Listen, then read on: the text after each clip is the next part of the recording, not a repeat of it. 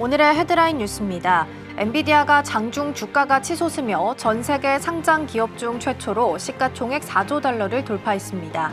엔비디아의 축포에 시총 1조 달러 이상의 거대 기술 기업들도 강세로 보조를 맞추며 뉴욕 증시의 3대 지수 동반 상승을 이끌었습니다.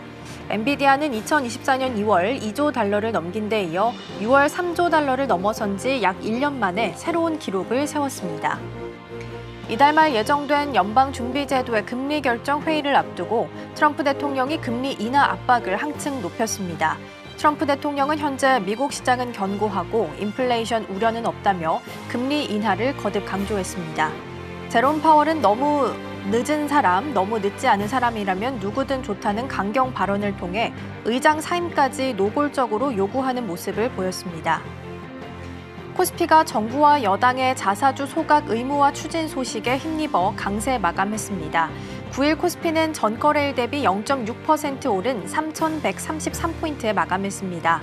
특히 장중에는 3,137포인트까지 치솟으며 3년 9개월여 만에 최고치를 경신하기도 했습니다. 외국인과 기관이 동반 매도에 나섰지만 개인 투자자들의 순매수세가 지수 상승을 견인했습니다. 코스닥 역시 0.78% 상승한 790포인트에 마감하면서 양대 지수 모두 뚜렷한 상승세를 보였습니다.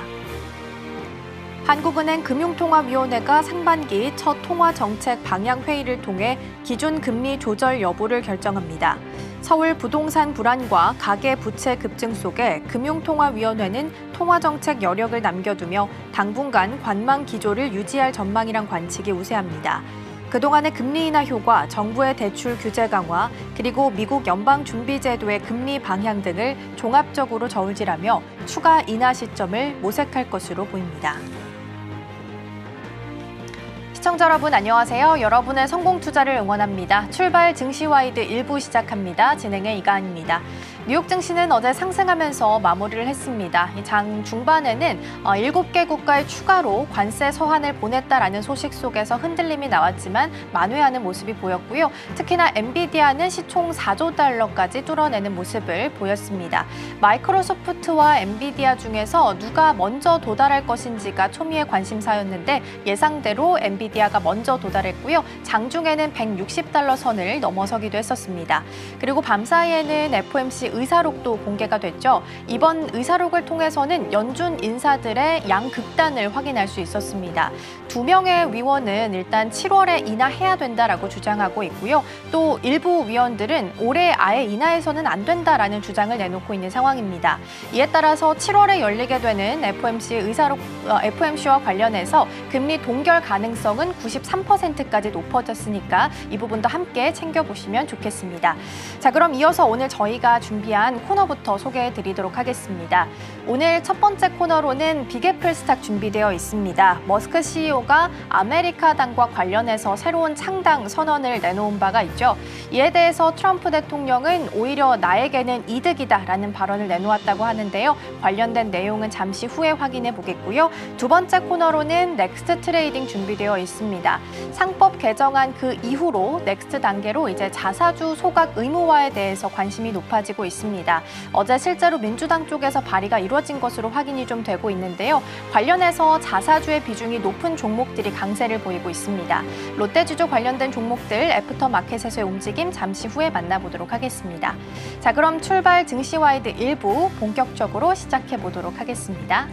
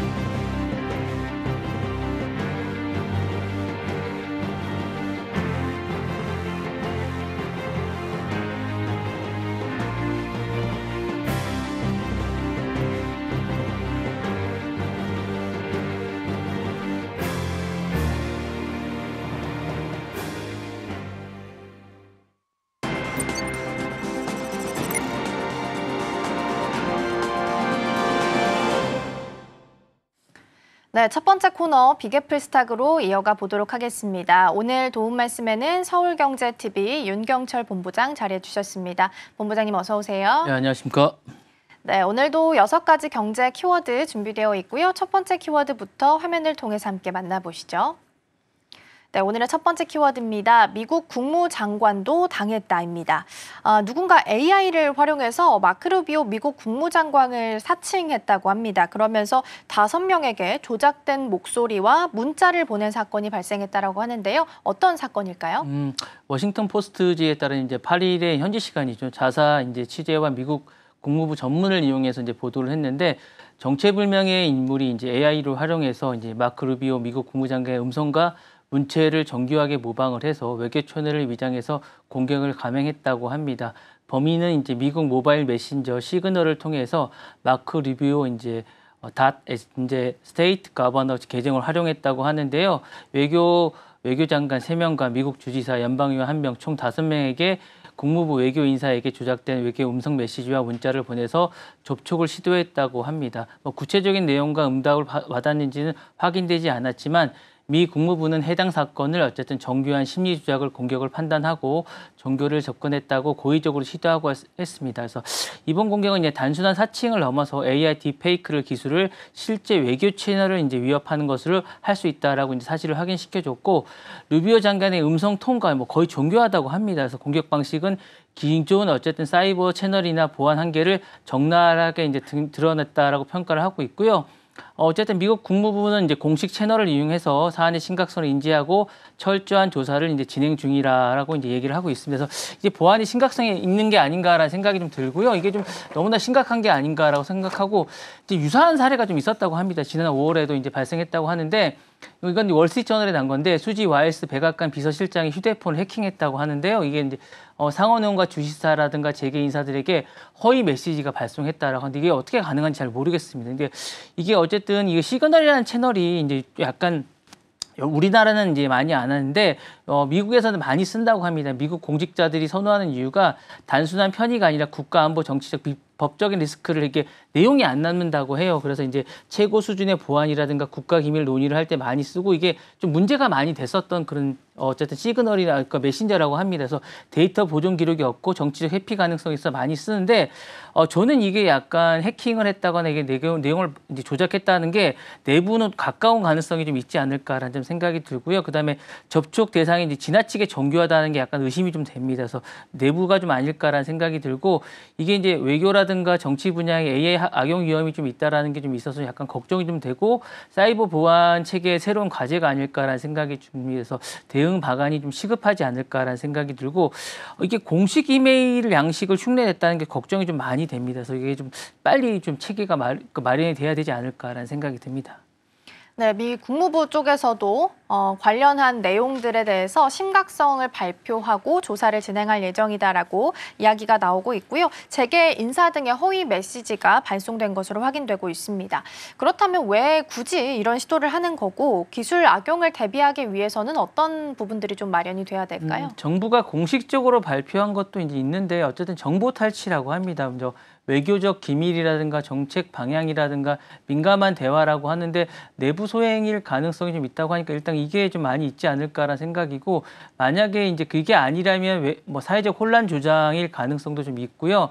정치적 경제적 이익 추구일 가능성도 있습니다. 국가적이라든가 단체라든가 자신의 유리한 방향으로 정책이나 여론을 유도할 목적이 있지 않았을까라는 생각도 있고 밝혀지진 않았지만 어쨌든 루비오 장관에게 신분 도용이라든가 금전적 이득을 취할 가능성도 전혀 배제할 가능성은 아닙니다. 그래서 추가적인 사이버 공격이라든가 이런 것들은 대비하고 있다라고 하고요. 어쨌든 이걸 이제 대비하기 위해서는 기술적 대응으로는 일단 AI 딥페이크라든가 탐지 기술을 도입해야 될 가능성이 있고 그다음에 다중 인증 강화도 해야 되지 않을까. 이게 지금 여러 가지로 좀 이런 방안이 이제 백악관인데 이런 게 왜 없었을까라는 생각이 좀 있는데 트럼프 정부 들어오고 나서 지금 이게 SNS라든가 그러니까 대통령 자체가 지금 공식 채널이 아니라 자신의 지금 우리나라 대통령한테도 보낼 때 공식 서한이 아니라 자기네 트루소셜을 통해서 하다 보니까 이런 게 발생하는 게 아닌가라는 생각이 있는데 공식 서한을 보내는 게 아니라 자신의 트루소셜을 통해서 자신의 먼저 이런 거 보내고 있지 않습니까? 이게 좀 문제라고 생각합니다. 그러다 보니까 이게 지금 인증 강화라든가 통신 채널 보완이 안 되고 있지 않은가라는 생각이 들어서 이런 기술적 대응을 먼저 해야 되지 않을까라는 생각이 들고요. 두 번째로는 늘 말씀을 드리지만 제도적 교육적 대응이 좀 있어야 될 것 같습니다. 그래서 미디어라든가 리터러시 교육이 있어야 될 것 같고 내부 정보라든가 체계 구축이 있어야 될 것 같습니다. 그리고 이제 국제적 협력도 강화되어야 하지 않을까라는 생각이 듭니다.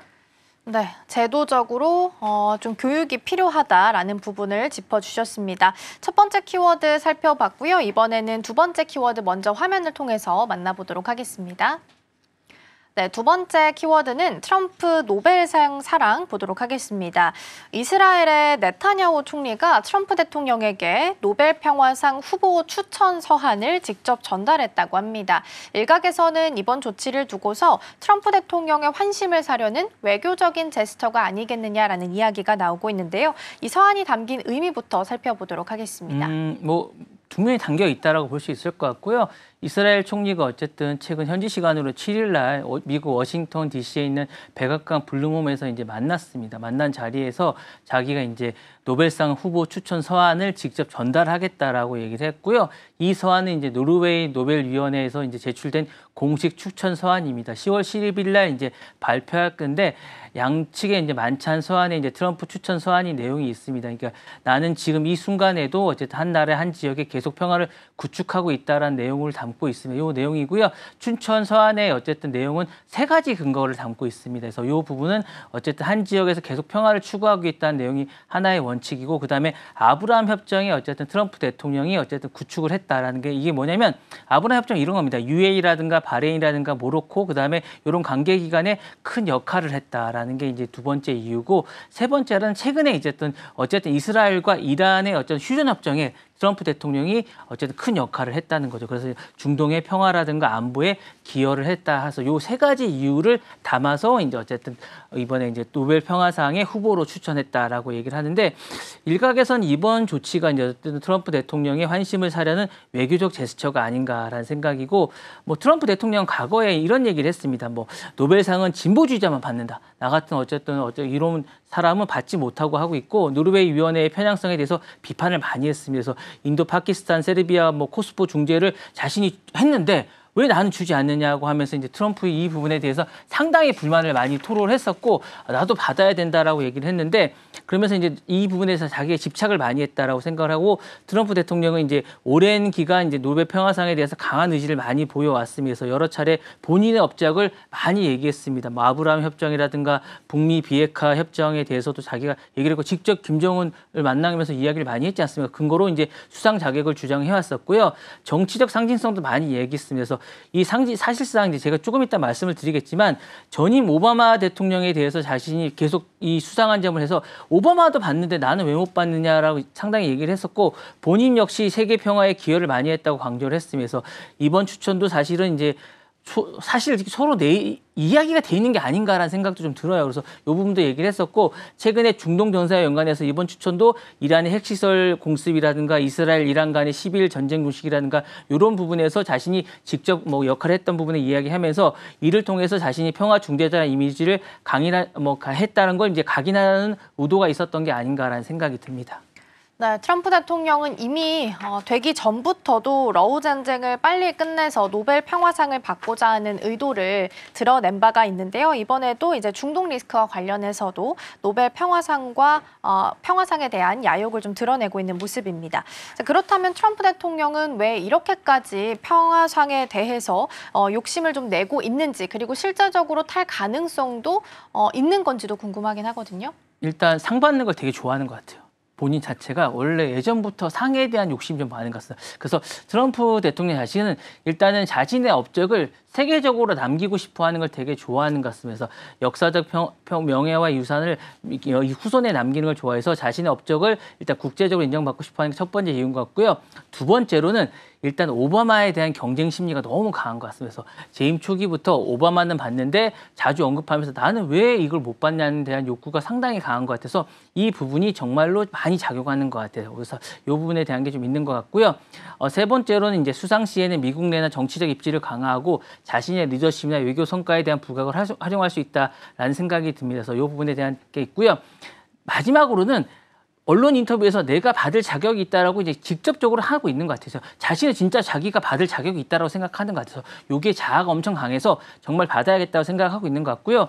노력은 이런 것 같아서 자기가 노력하는 건 이런 것 같으면서 중동 평화 중재 아브라 협정이나 이런 걸 하고 있는 것 같고 그다음에 국제 분쟁에서 정말로 세계 경찰로 나서고 있는 것 같으면서 이스라엘, 이란에 대해서 12일 종식도 하고 있는 것 같고 가자라든가 이 휴전 중재도 하고 있는 것 같으면서 최근에는 또 인도 파키스탄 휴전도 나가고 있는 것 같고 계속 하고 있는 것 같은 이런 느낌도 계속 들고 있으면서 공식 추천 확보도 하고 있는 것 같아서 추천을 계속 받고 있는 것 같아서 자신이 옆에 있는 사람의 옆구리를 계속 찌르는 게 이런 게 아닌가라는 생각이 드는 것 같고 최근에도 네타냐후 총리도 계속 하고 있는 것 같은 이런 느낌이 계속 들고 있고요.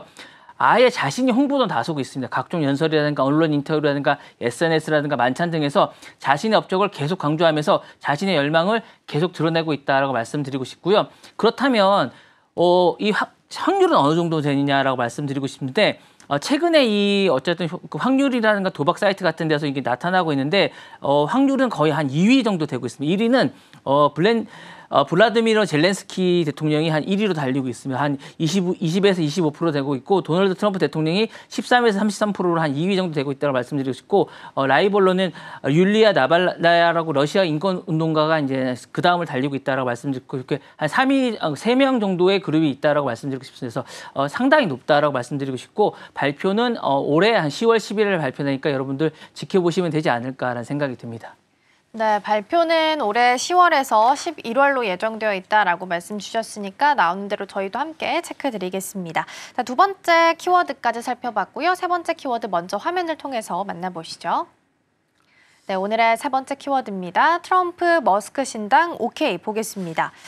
테슬라 CEO가 아메리카당 창당을 전격 선언한 바가 있습니다. 그리고 트럼프 대통령은 이에 대해서 오히려 나한테 이득이다라는 발언을 내놓았다고 하는데요. 어떤 의미로 좀 해석을 할 수 있을까요? 현지 시간은 8일 날 이제 백악관에서 열린 강요 회의에서 트럼프 대통령이 기자들이 질문을 했어요. 이게 최근에 이제 이 부분에 대해서 당을 많이 하니까 이제 많이 궁금했던 것 같아요. 그랬더니 그 전까지는 이제 이 부분에 대해서 이제 정말로 이제 탈선 열차 같다 여러 가지 이제 불만을 많이 토로했는데 갑자기 자신감을 드러냈대요. 그러면서 나는 그것이 우리에게 도움이 될 것이라고 생각한다라고 이야기했습니다. 그러면서 트럼프 대통령이 이어서 제3당은 나에게 항상 좋았다. 경험이 있다라는 거죠. 그래서 공화당에겐 몰라도 나한텐 그랬다라고 이제 과거의 선거 경험을 언급했다고 합니다. 그래서 미 언론은 트럼프 대통령의 발언을 2020년도로 이제 되돌아갔다라고 합니다. 당시 대선 당시에 이제 녹색당이라든가 제3당의 진보표를 분산시켜서 트럼프 대통령이 자신에게 유리했던 사례를 이제 염두에 두는 것으로 풀이가 된다라고 합니다. 그래서 그런 것들이 자신의 어쨌든 당선에 도움이 됐다라고 얘기하는 거죠. 그래서 이 부분에 대해서 이야기하면서 이런 부분들을 경험을 해서 내년에 중간 선거에도 만약에 당선 만들어오면 자신에게 도움이 될 거라는 거죠. 왜냐하면 제3당이 이게 경험이 뭐냐면 이런 겁니다. 제3당을 만들면 진보 진영의 표를 흐트러뜨리는 것에 효과는 있고 보수 진영의 표는 단결한다는 거죠. 그래서 이 부분을 하면 만약에 자신들에겐 도움이 될까라고 이제 말을 하고 있는 겁니다. 그래서 이렇게 얘기를 하는 거고요. 트럼프 대통령 사실 불과 이틀 전만 해도 머스크의 신당 창당에 대해서 터무니없는 일이다. 완전히 탈선했다라고 이제 강한 비판을 했지만 이제 이 부분에 대해서 완전히 태세전을 하게 된 거죠. 그래서 다시 칭찬을 하게 되는 게 아닌가라는 생각을 하게 되면서 이 부분에 대해서 자신감을 하게 되는 거고요. 이렇게 하면서 약간 태세전을 한 게 된 게 아닌가라는 생각이 되면서 실제로 이 부분에 제한적일 수 있겠지만 2026년 중간선거에서 이제 행보에 대해서 어떤 변화가 올지 모르겠지만 일단은 긍정적으로 평가하는 게 아닌가라는 생각이 듭니다. 네, 터무니없다라고 이야기하긴 했지만 신당에 대해서 머스크 CEO는 일단 전략적으로 침묵을 좀 취하고 있는 상황인 것 같고요. 트럼프 대통령은 향후 나에게 도움이 될 거다라고 이야기를 했는데 그렇다면 정확하게 어떤 도움을 예상하고 있다라고 봐야 될까요? 이게 이제 경험을 다시 한 번 더 말씀드리면 이런 것 같아요. 2016년에 대선이 한 번 있었어요. 그러니까 트럼프 대통령이 2016년 대선 때 녹색당하고 자유당이 제3당에 이제 출마하면서 일부 지역에 대해서 이제 미시건 지역에서 민주당 표가 분산되면서 근소한 차이로 승리한 적이 한 번 있습니다. 이 부분에서 어쨌든 근소한 차이로 승리를 해서 어쨌든 민주당 가능성이 낮아졌다는 분석이 한 번 있고요.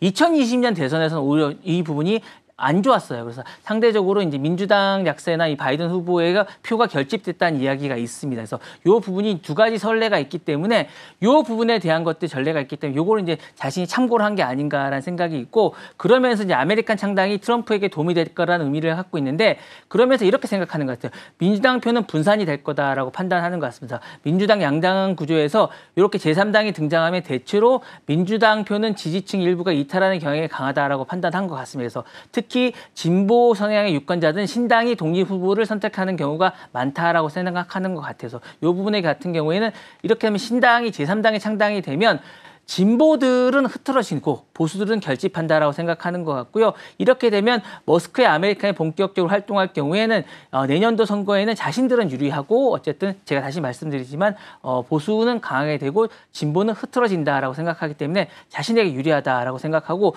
트럼프와 그 측근들 실제로 제3당 후보들이 어쨌든 존재하게 되면 민주당 표를 뺏어와서 트럼프 승리에 도움이 된다라고 이야기를 하고 있는 게 아닌가 생각이 듭니다. 네, 트럼프 대통령은 이제 과거를 회상했을 때도 제3당은 늘 나에게 유리했다라고 판단을 좀 하고 있는 것 같고요. 더불어서 이제 진보 진영에 대한 분열을 노리면서 여유 있는 발언을 내놓기도 했다라고 보시면 되겠습니다. 자, 키워드 정리하고 다음 키워드 넘어가 보겠습니다. 네, 다음 키워드는 세계에서 가장 비싼 기업 보도록 하겠습니다. 머스크가 이끌고 있는 우주 기업이죠. 스페이스X가 10억 달러 규모의 주식 매각을 추진을 하고 있다고 합니다. 기업 가치가 4천억 달러, 우리 돈으로 하면 약 550조 원에 달할 것으로 예상이 좀 되고 있는데요. 자세하게 어떤 내용인지 살펴볼까요? 이 앞에 비상장이 붙어야 될 것 같아요. 상장 기업하고 비교는 안 되겠죠. 비상장이 붙어야 될 것 같고요.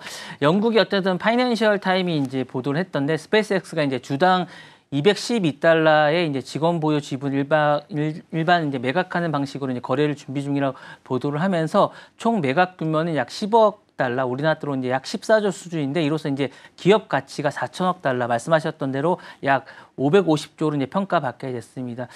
그 전에 이제 기업 가치를 보면 스페이스X는 기업 가치가 이제 지난해에 비해서 약 2배 정도 이제 급등했습니다.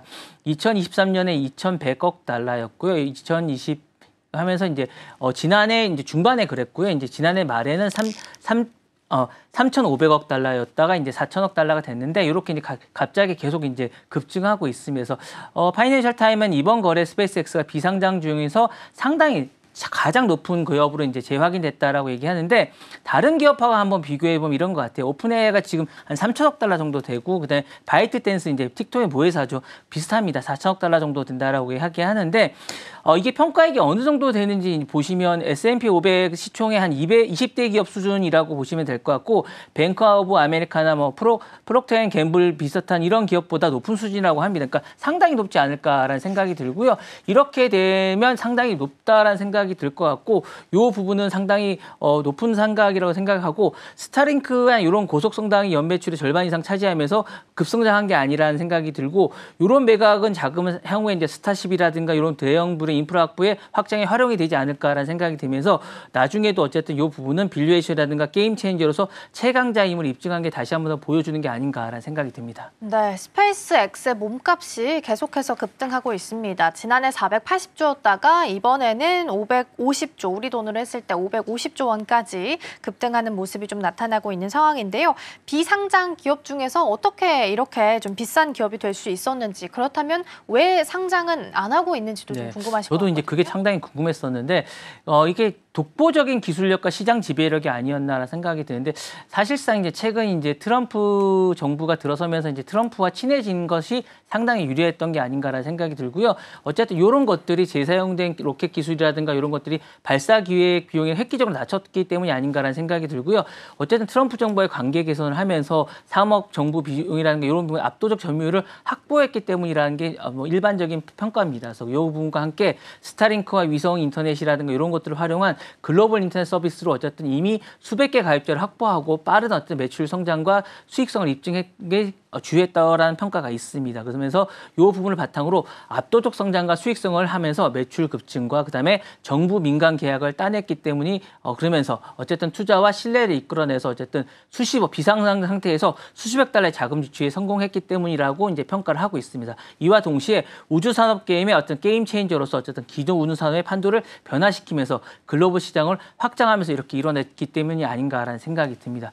그렇다면 이제 말씀하셨던 대로 왜 일론 머스크가 스페이스X를 상장하지 않을까라는 생각. 왜냐하면 많은 사람들이 물어봅니다. 왜 테슬라만 상장하고 나머지 알짜 기업들은 이렇게 상장하지 않느냐라고 생각하는데 이런 것 같아요. 이제 장기적 비전과 함께 경영권을 보호하는 게 아닌가라는 생각이 듭니다. 테슬라만 해도 지금 계속 시끄럽지 않습니까? 상장해 놓으니까. 그래서 일단 단기 실적 압박을 좀 회피하는 게 아닌가라는 생각이 들어요. 그래서 상장을 하면 분기별 실적을 발표해야 되고 주주 압력 등에서 이제 장기적으로 너무 피곤한 것 같아서 이런 부분이 좀 있는 것 같고 뭐 혁신적인 프로젝트다 보니까 화성 이주랑 스타쉽 개발인데 이런 것들을 못 하게 될 것 같아요. 실적 발표를 해야 되고 뭔가 계속 보고를 해야 되다 보니까 이런 것들은 사실상 뭐 여러 가지 이유가 많은데 이런 것들은 투자도 많이 받아야 되고 보고도 많이 해야 되면 사실상 힘듭니다. 그러니까 이런 것 때문에 안 하는 것 같고 그다음에 경영권이나 의사결정권을 유지해야 되는데 상장을 하면 외부 투자나 이사의 영향력이 커지다 보니까 이 부분에 대한 신속한 결정을 못 하는데 이런 부분들을 의사결정을 못 하게 되기 때문이 아닌가라는 생각이 들고 그다음에 임직원이나 투자자 유동성을 보장 못 해주는 것도 있는 것 같아서 이런 부분은 세컨더리 거래 활용에 이런 부분이 어렵기 때문이 아닌가라는 생각이 들고 향후에 대규모 자금 조달도 좀 어렵지 않을까라는 생각. IPO를 좀 겨냥한 것도 좀 있는 것 같아요. 마지막으로는 과감한 투자 실험이라든가 비공개 정보가 많이 있어야 되는데 이런 부분을 좀 약간 보호하는 것도 좀 있는 것 같습니다. 그러니까 이런 부분들을 모든 걸 고려해서 안 하는 듯한 생각이 좀 있는 것 같아서 향후에 좀 있는 것 같은 그런 생각이 들어서 제가 볼 때는 마지막으로는 엑스웨어라든가 이런 것들 나중에 한꺼번에 합병을 위해서 대규모 합병을 좀 겨냥한 게 아닌가라는 생각이 좀 들어서 이런 것들 겨냥하기 위해서 지금은 상장을 미뤄두는 게 아닌가라는 생각이 듭니다. 네, 경영권 보호와 또 단기적으로 실적 압박 회피를 그 원인으로 짚어주셨습니다. 스페이스X와 관련된 내용 살펴봤고요. 이어서 5번째 키워드 먼저 만나보도록 하겠습니다. 네, 5번째 키워드는 닥쳐 댄 보도록 하겠습니다. 테슬라를 이제 지지하는 걸로 알려져 있는 테슬라를 사랑하는 걸로 알려져 있는 댄 아이브스 분석가가 최근에 이제 일론 머스크의 정치 행보를 공개적으로 비판하는 모습이 나왔습니다. 그러면서 머스크가 이례적으로 닥쳐 댄이라는 표현을 썼다고 하는데요. 어떤 내용인지 살펴볼까요? 어쨌든 월가에서 이제 테슬라의 대표적인 어쨌든 매드부시 증권가 댄 아이브스 애널리스트가 이제 공개적으로 비판을 했죠. 그래서 이에 대해서 일론 머스크가 자신의 SNS에 셧업 댄이라고 이제 이야기를 했다고 합니다. 사실 비판의 배경은 이런 것 같아요. 머스크가 최근 아메리카 당을 창당하고 트럼프가 그러니까 대통령에 대해서 갈등을 하자 이제 테슬라 주가가 너무 많이 떨어지고 사실 지금도 많이 떨어져 있는 상태입니다. 사실 뭐 상당히 뭐 시가총액 1위까지 거의 육박할 정도로 올라갔었는데 너무 많이 떨어지다 보니까 이렇게 되는 거고 경영력 집중도 우려가 되고 있죠. 아이브스는 머스크가 정치 활동에서 지나치게 몰두하면서 이제 요 핵심 사업이죠. 이제 어쨌든 로보택시라든가 자율주행이라든가 로보스키에 집중하지 못하자 이제 지적을 하고 있는 것 같고 답답할 것 같아요. 그래서 새로운 정당 창당에 에너지를 쏟는 모습조차 보자 이제 이렇게 악평을 한 게 아닌가라는 생각이 드는데 그러면서 이제 이사회에 제안을 했습니다. 테슬라 이사회에 어쨌든 제안을 하고 이런 부분에 대해서 어쨌든 혁신적인 모습을 좀 보여달라라고 이야기를 하다 보니까 이런 부분에 대해서 어쨌든 보여달라고 얘기를 하자 이렇게 얘기를 하자 보니까 이렇게 얘기를 하는데 머스크의 반응은 요거에 대해서 어쨌든 답변을 일축을 했습니다. 그러니까 이 부분에 대해서 어쨌든 이야기가 나오고 있는 게 아닌가라는 생각이 드는데 그러면 이제 댄 아이브슨이 이런 이야기를 할 수 있냐라고 생각을 할 수 있을 것 같아요. 그러니까 댄 아이브슨이 누구냐라고 좀 봐야 될 것 같은데 매드부시 증권의 어떤 수석 연구원입니다. 그러니까 테슬라를 대표하는 강력한 긍정론자고 사실은 CNBC라든가 뭐 블룸버그에 출연해서 테슬라라든가 자율주행 로보택시의 전략을 높이 평가하면서 장기적인 어쨌든 아웃퍼폼을 이제 강세론을 등급을 유지하는 정말로 이제 이쪽에 테슬라의 어쨌든 지지자입니다. 그렇기 때문에 뭐 테슬라의 주주를 하시는 분들은 다 아시는 분이고 테슬라의 영향력이라든가 최근 논쟁에서 입김이 상당히 강하다라고 생각하고 뚜렷한 상승 목표 최대 500달러까지 500달러가 뭐 아무도 예상을 못하기 때문에 이렇게 하든가 낙관적 시각에서 많은 투자 영향력을 행사하는 분이기 때문에 그런데 이런 사람이 사실은 이제 최근에 이제 리스크를 강조하면서 급선회했다는 건 상당히 좀 문제가 있지 않나. 그러니까 이건 약간 정말 리스크를 강조했다라는 게 상당히 의미가 좀 있을 것 같고요. 머스크 리스크를 강조했고 급선을 했습니다. 그래서 최근에 머스크가 이제 아메리카 이 부분에 대해서 이제 이사회를 가이던스를 설정하고 책임 구조를 강화해야 된다고 공개로 촉구했다는 건 상당히 의미가 있다라고 생각이 들거든요. 그래서 근데 이렇게 유의 부분에 대해서 어쨌든 셧업이라고 얘기했다는 건 약간 서로 갈등을 빚고 있다는 얘기이기 때문에 이 부분은 상당히 경쟁을 올린다라고 할 수 있을 것 같고요. 장기간 테슬라 강조에 대한 신뢰도가 있다라는 부분이 의미가 있지 않을까라는 생각이 들고 이 부분은 좀 의미를 좀 두고 봐야 되지 않을까라는 생각이 들고 일론 머스크가 정치 행보가 이 부분에 악영향을 미치고 있다는 우려가 커지면서 이 부분은 어쨌든 많은 시장에서 이 부분은 어쨌든 의미가 있을 것 같고 서로가 이제 지켜봐야 되지 않을까라는 생각도 듭니다. 네, 머스크 리스크 강조에 따라서 기존 태도가 좀 급선회하는 모습이 나타나고 있는 상황인 것 같고요. 워낙 이제 댄 아이브스가 테슬라에 대해서는 긍정적인 코멘트를 많이 내놓았던 사람인데도 불구하고 이번에는 공개적으로 비판을 하는 모습이 나타났습니다. 그러면 머스크를 본다면 좀 건강한 비판을 수용하지 않는 것 같은 모습도 나타나는 것 같거든요. 이에 대해서는 어떻게 생각하실까요? 사실 이게 건강한 비판에 대한 머스크의 태도는 좀 우려가 좀 됩니다. 이 발언은 사실은 단순한 의견 차이를 넘어서 비판적 목소리를 경청하지 않은 거는 즉각적인 거부 태도로 해석될 수 있고요. 특히 말씀하셨던 아이브스는 그동안 머스크 혁신에 대해서 적극적으로 이렇게 옹호해온 인물이라는 점에서 이번 대응은 시장과 이제 투자자들에게 적지 않은 충격을 좀 주고 있다라는 생각이 듭니다. 그래서 사실 이제 균형감이 있는 CEO의 변화는 좀 문제가 좀 있습니다. 과거의 머스크 CEO는 이제 혁신과 도전 그리고 이제 다양한 의견을 경청하는 어떤 약간 건강한 CEO의 평가를 받아왔는데 최근에는 뭐 어쨌든 테슬라라든가 스페이스X 등에서 수많은 위기와 비판에 대해서 오히려 자신들이 약간 변화하는 모습을 보여줘서 약간 걱정이 좀 됩니다. 그래서 실제로 머스크의 정치 행보가 테슬라 주가 하락에 상당히 영향을 미치고 있고요. 어쨌든 투자자의 불안으로 이어지고 있으며 주가에 반영을 되고 있어서 우려가 되고 있으면서 이게 좀 문제가 있지 않나라는 생각이 들고 시장과 어쨌든 이사회에서 우려가 되고 있습니다. 그러니까 투자자와 애널리스트는 이렇게 생각하고 있습니다. 머스크가 정치 활동에 몰두하면서 테슬라 핵심 사업에 집중하지 못하고 있다라고 우려하고 있고요. 어쨌든 이사회의 개입론까지 확산이 되면서 어쨌든 머스크 리더십에 대한 공식적인 견제가 필요하지 않냐라고 이야기하고 있고 머스크의 강경한 어쨌든 반응은 시장의 불안감, 우려를 키우면서 균형 잡힌 경영자로서 이미지에 훼손할 수 있다라는 어쨌든 평가가 나오고 있는 이런 상황입니다. 네, 관련한 내용들 좀 살펴보고 있고요. 머스크가 다른 사람의 비판을 좀 수용할 수 있는 자세도 필요하지 않을까 싶습니다. 5번째 키워드까지 만나봤고요. 마지막 키워드 먼저 화면을 통해서 만나보시죠. 네, 마지막 키워드는 H백 태국까지 봉쇄해 보도록 하겠습니다.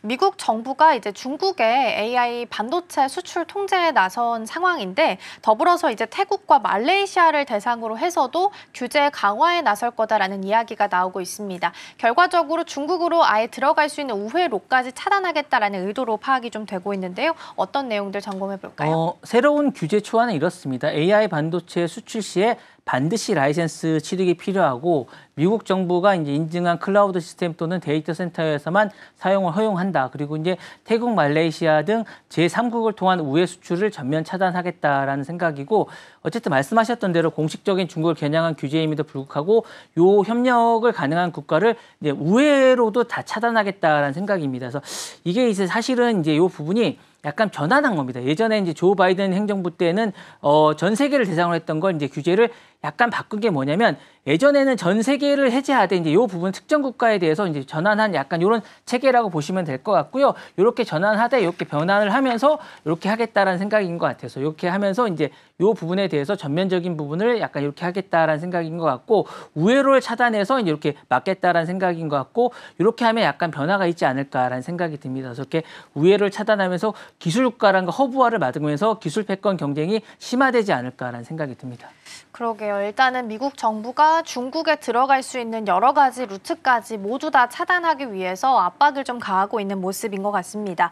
그런데 미국은 잊을만 하면 AR 칩과 관련한 내용들을 좀 카드로 꺼내들고 있는 것 같거든요. 어떤 이유 때문일까요? 계속 말씀드리지만 기술 패권 경쟁이 계속되는 것 같고요. 예전엔 핵이었다면 어쨌든 AI 반도체가 이제는 뭐 핵을 대신하는 핵심 인프라라는 생각이 들고 우회 수출을 그러니까 중국만 막아서는 상관이 없다는 거죠. 어쨌든 중국이 뭐 그러니까 인도네시아나 태국이나 말레이시아 같은 이런 나라를 직접적인 대공 이렇게 하지 않으면 다른 데서 다 가져온다는 생각이 들어서 직접적인 대중 수출 금지에도 불구하고 뭐 동남아를 경유한 우회 수출에 대한 정황이 계속 포착되기 때문에 이런 것까지 다 막아야겠다고 생각을 하고 있는 것 같고요. 그다음에 이제 메시지가 좀 강한 것 같아요. 반도체 AI 기술에 대한 이런 부분에 대해서 어쨌든 메시지를 전달함으로써 우리가 어쨌든 강국이다라는 걸 계속 전달하는 게 아닌가라는 생각이 있고 기본적으로 H백이 가장 중요하다고 생각하는 것 같습니다. 요 밑에 단계는 크게 중요치 않고 요 부분은 어쨌든 직접적인 금지라기보다는 요걸 강조하기 위해서 고성능 AI 칩을 막아야겠다는 생각의 의지가 좀 강한 것 같고 실질적인 규제 강화 효과가 요걸 막으면 있다라고 생각하는 것 같아서 요 강화를 통해서 전반적인 어쨌든 AI에 대한 규제를 전면적으로 강화하는 것 같고 요거는 제가 볼 때 엔비디아에게도 어쨌든 전달하는 메시지도 있는 것 같은 그런 생각이 들면서 요 부분에 대한 엄격한 총재를 해서 향후에 요 부분에 대한 어쨌든 전반적인 체제를 강화하겠다는 의지를 보여주는 게 아닌가라는 생각이 듭니다. 네, 그리고 이제 밤사이에 파이낸셜 타임스 보도를 보면요. 엔비디아가 이제 9월 출시를 목표로 해서 중국용 수출 칩을 다시 준비를 하고 있다고 합니다. 그리고 이 시기를 맞춰서 젠슨 CEO의 방중도 예정이 좀 되고 있다고 하니까 함께 챙겨보시면 좋겠습니다. 자, 6가지 경제 키워드 살펴봤고요. 본부장님과는 여기서 인사 나누겠습니다. 오늘 말씀 고맙습니다. 네, 감사합니다.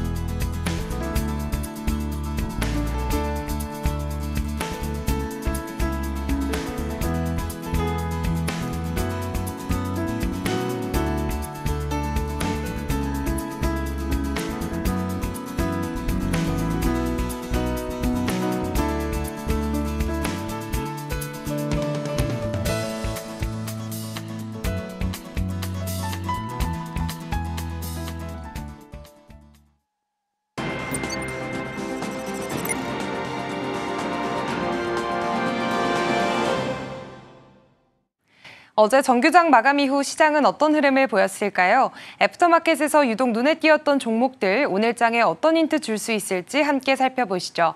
먼저 상승률 상위 종목 살펴보겠습니다. NHN KCP가 꽉 채운 상한가로 1위를 차지했고요. 롯데지주 26%대 급등세 보였습니다.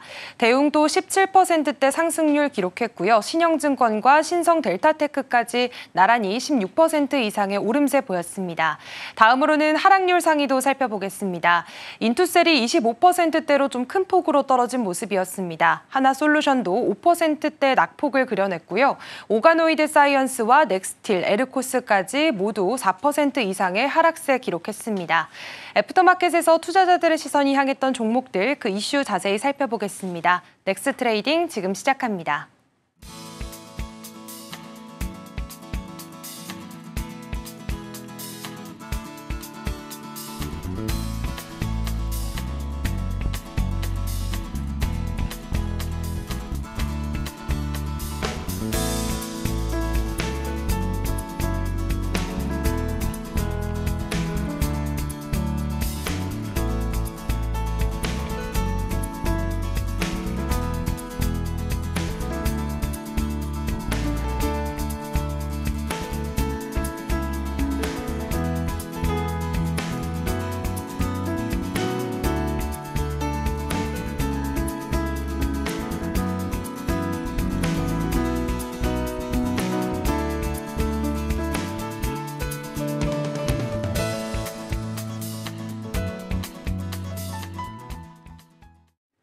네, 넥스트 트레이딩으로 이어가 보도록 하겠습니다. 어제는 이제 관세보다 국내 모멘텀에 따라서 움직이는 우리 시장이었습니다. 그리고 연중 최고치 코스피가 달성하는 모습도 나왔는데요.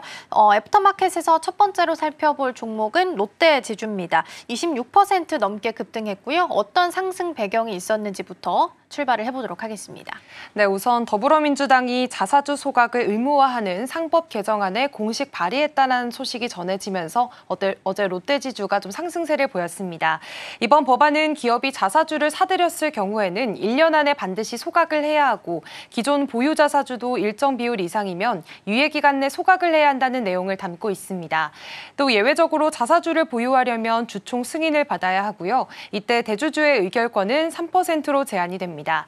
이게 왜 롯데지주에 영향을 줬냐면 롯데지주는 자사주 비율이 27.5%로 국내 주요 지주사 중에서도 가장 높은 수준이기 때문입니다. 이번 법안이 통과되면 롯데지주가 자사주를 소각하거나 또 처분할 가능성이 높아지게 되는데 이렇게 되면 주식 수가 줄면서 주당 가치가 올라갈 수 있다는 기대감이 작용을 했습니다. 네, 롯데지주는 최근에 이제 자사주를 일부 매각을 한 바도 있기는 합니다. 이번 법안 발의와 관련해서 롯데지주는 어떤 전략적인 대응을 해 나갈 수 있을까요? 네, 롯데지주는 지난달에 전체 지분의 5%에 해당하는 자사주를 롯데물산에 1,450억 원 규모로 매각을 했습니다. 이걸로 자사주 비율이 32.5%에서 27.5%로 줄어들었는데요. 이후에는 일부 자사주를 소각하는 방안도 검토 중이라고 공식적으로 밝힌 상황입니다. 다만 아직 구체적인 소각 일정이나 계획은 공개되지 않았고 법안이 통과되면 주총 특별결의 등 절차도 필요하기 때문에 바로 소각이 이뤄지긴 쉽지 않다는 점도 함께 살펴봐야겠습니다. 그럼에도 불구하고 어제처럼 법안이 실제 발의가 되고 정책 기대감이 커지면서 시장에서는 자사주 보유 기업들이 다시 주목을 받게 됐는데요. 그중에서도 롯데지주는 자사주 비중이 크고 또 시총도 크기 때문에 정책 이슈에 가장 민감하게 반응하는 종목으로 떠오른 겁니다. 참고로 이마트나 현대GF홀딩스 같은 경쟁 지주사들은 이미 일부 자사주를 소각했거나 또 보유율이 낮은 편이어서 상대적으로 롯데지주가 정책 영향을 가장 많이 받는 구조라는 점도 이번 주가 급등의 배경 중 하나로 볼 수가 있겠습니다. 네, 이제 상법 개정안 이후에 자사주 의무 소각에 대해서 관심도가 높아지고 있는 상황이고요. 롯데지주는 지금 0.4% 정도 약보합 순에서 프리마켓에서 넥스트 트레이드 기준으로 흘러가는 부분 확인이 좀 될 수 있겠습니다. 사실 어제 잘 갔던 종목들은 부국증권이나 신영증권이었습니다. 그래서 이 부분도 같이 참고해 보시면 좋겠고요. 시총 1조 넘는 종목 중에서 자사주 비중이 제일 높은 건 신영증권입니다. 그래서 흐름이 좀 나쁘지 않게 나오고 있으니까 오늘 주가 흐름도 같이 체크해 보시고요. 다음으로는 LIG 넥스원으로 넘어가 보도록 하겠습니다. 전반적으로 어제 방산주들이 좀 강세를 보였고 그중에서도 LIG 넥스원이 애프터마켓에서 8% 넘게 상승부를 켰습니다. 어떤 배경들 살펴보면 좋을까요? 네, 어제 LIG 넥스원을 비롯해서 방산주 전반에 좀 매수세가 몰린 영향에는 아무래도 트럼프의 발언이 좀 영향을 끼친 것 같습니다. 트럼프 대통령이 백악관 내각 회의에서 한국은 부유한 나라다. 이제 자국 방위비를 스스로 부담해야 한다 이렇게 말을 했는데요. 이런 발언은 한국이 주한미군 주둔비를 더 내야 한다는 압박으로 해석이 됐고 자연스럽게 국내에서는 자주국방 필요성이 다시 부각이 됐습니다. 시장에서는 이걸 방위산업 투자 확대 가능성이나 국산 무기체계 개발에 더 힘을 실어야 한다는 메시지로 받아들였고요. 그 기대감이 관련 기업들 주가에 반영이 됐습니다. 특히 방산은 정책이나 안보 이슈에 민감하게 반응하는 업종이어서 이처럼 정치적인 발언 하나만으로도 투자 심리가 크게 흔들릴 수가 있습니다. 그 영향이 어제 애프터마켓에서 LIG 넥스원의 강한 상승 흐름으로 이어졌습니다. 네, 트럼프 대통령의 발언이 전반적으로 방산 업종에 좀 영향을 줬다면 사실 국내적인 모멘텀도 빼놓을 수가 없을 것 같거든요. 어떤 부분들이 좀 있었을까요? 네, 어제 LIG 넥스원은 또 정부로부터 산업훈장을 받았다는 소식이 전해지기도 했습니다. 2025년 산업포장 및 훈장 수여식에서 동탑 산업훈장을 받았는데요. 단순한 기술력 인정이라기보다는 이제 K방산을 대표하는 기업이라는 상징적인 의미가 좀 커졌습니다. 정부는 LIG 넥스원이 개발한 천궁2나 해성 같은 정밀 무기, 또 드론 탐지 레이더와 전자전 장비 등 첨단 무기 체계의 기술력을 높이 평가했고요. 현재 이 회사 무기들이 20개국 이상에 수출되거나 협의 중이고 연간 수출만 1조 원 규모에 달합니다. 여기에 이재명 대통령이 방산 육성 컨트롤 타워를 신설하라고 지시하면서 정책적인 뒷받침도 강화되고 있습니다. 기업 측도 글로벌 파트너십 확대를 예고하면서 방산 수출에 대한 강한 의지를 내비치고 겹친 상황인데요. 또 증권가에서도 2분기 실적 개선과 수출 비중 증가를 이유로 목표 주가를 상향 조정한 리포트들이 나오면서 단기 이슈를 넘어서 중장기 성장성에 대한 기대감도 커진 하루였습니다. LIG 넥스원이 트럼프 대통령의 발언 플러스 국내적인 모멘텀까지 받아가면서 상승세를 좀 보였고요. 오늘 기준으로 봤을 때는 0.7% 정도 하락하는 움직임이 나타나고 있습니다. JP모건 쪽에서 K방산에 대해서 굉장히 긍정적인 코멘트를 내놨습니다. 한화 에어로스페이스 TP 110만 원까지 잡았고요. LIG 넥스원은 TP를 LIG 넥스원 그리고 한국항공우주, 현대 로템까지도 같이 당산 K, 비포를 같이 좀 잡았으니까 함께 좀 보시면 좋을 것 같고요. JP모건 측에서는 변동성은 기회가 될 수 있다라는 이야기도 같이 남기기도 했습니다. 자, 그럼 다음 종목 확인해 보겠습니다. 이번에는 세 번째 일동제약 볼 거고요. 애프터마켓에서 10%대 강세를 보였습니다. 어떤 배경이 좀 있었을까요?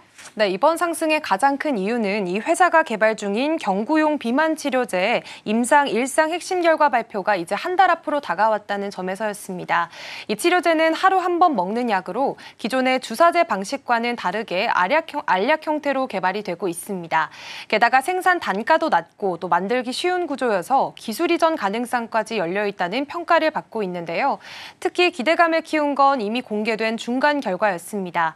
100mg 용량을 4주간 투여했더니 평균 6.9%, 최대 11.9%까지 체중이 줄었고요. 참가자 중 절반 이상이 5% 이상 체중 감량을 경험한 것으로 나타났습니다. 부작용 면에서도 구토나 메스꺼움 같은 위장 증상은 없었고 간독성도 보고되지 않았다는 점에서 안정성도 긍정적인 평가를 받고 있습니다. 실제로 일동제약은 글로벌 제약사들과 기술 이전 협상을 진행 중이라는 소식도 함께 전해졌는데요. 이런 임상 기대감과 기술 수출 가능성이 맞물리면서 어제 주가에 강하게 반영이 됐습니다.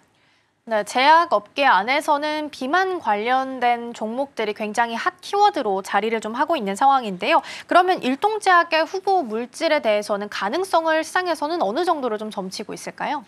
네, 사실 말씀해 주신 대로 이 비만 치료제는 지금 제약업계에서 가장 빠르게 성장하고 있는 시장 중 하나입니다. 한국보건산업진흥원에 따르면 글로벌 시장 규모가 작년 기준으로는 190억 달러, 우리 돈으로는 약 25조 원이었고요. 2028년에는 50조 원 이상 으로 커질 거라는 전망도 나오고 있습니다. 현재 시장을 이끄는 건 위고비나 젯바운드 같은 주사제 기반의 GLP-1 치료제들인데요. 아직 알약 형태의 비만 치료제는 많지 않아서 블루오션으로 꼽히고 있습니다. 대표적으로는 일라이릴리의 오포글리프론, 노보노디스크의 리벨서스가 경쟁 후보로 주목을 받고 있고요. 이런 상황에서 일동제약은 국내에서는 개발 속도가 가장 빠른 회사라고 평가가 되고 있습니다. 임상 설계 단계부터 글로벌 제약사와 협업을 진행했다는 점도 강점으로 거론되고 있습니다.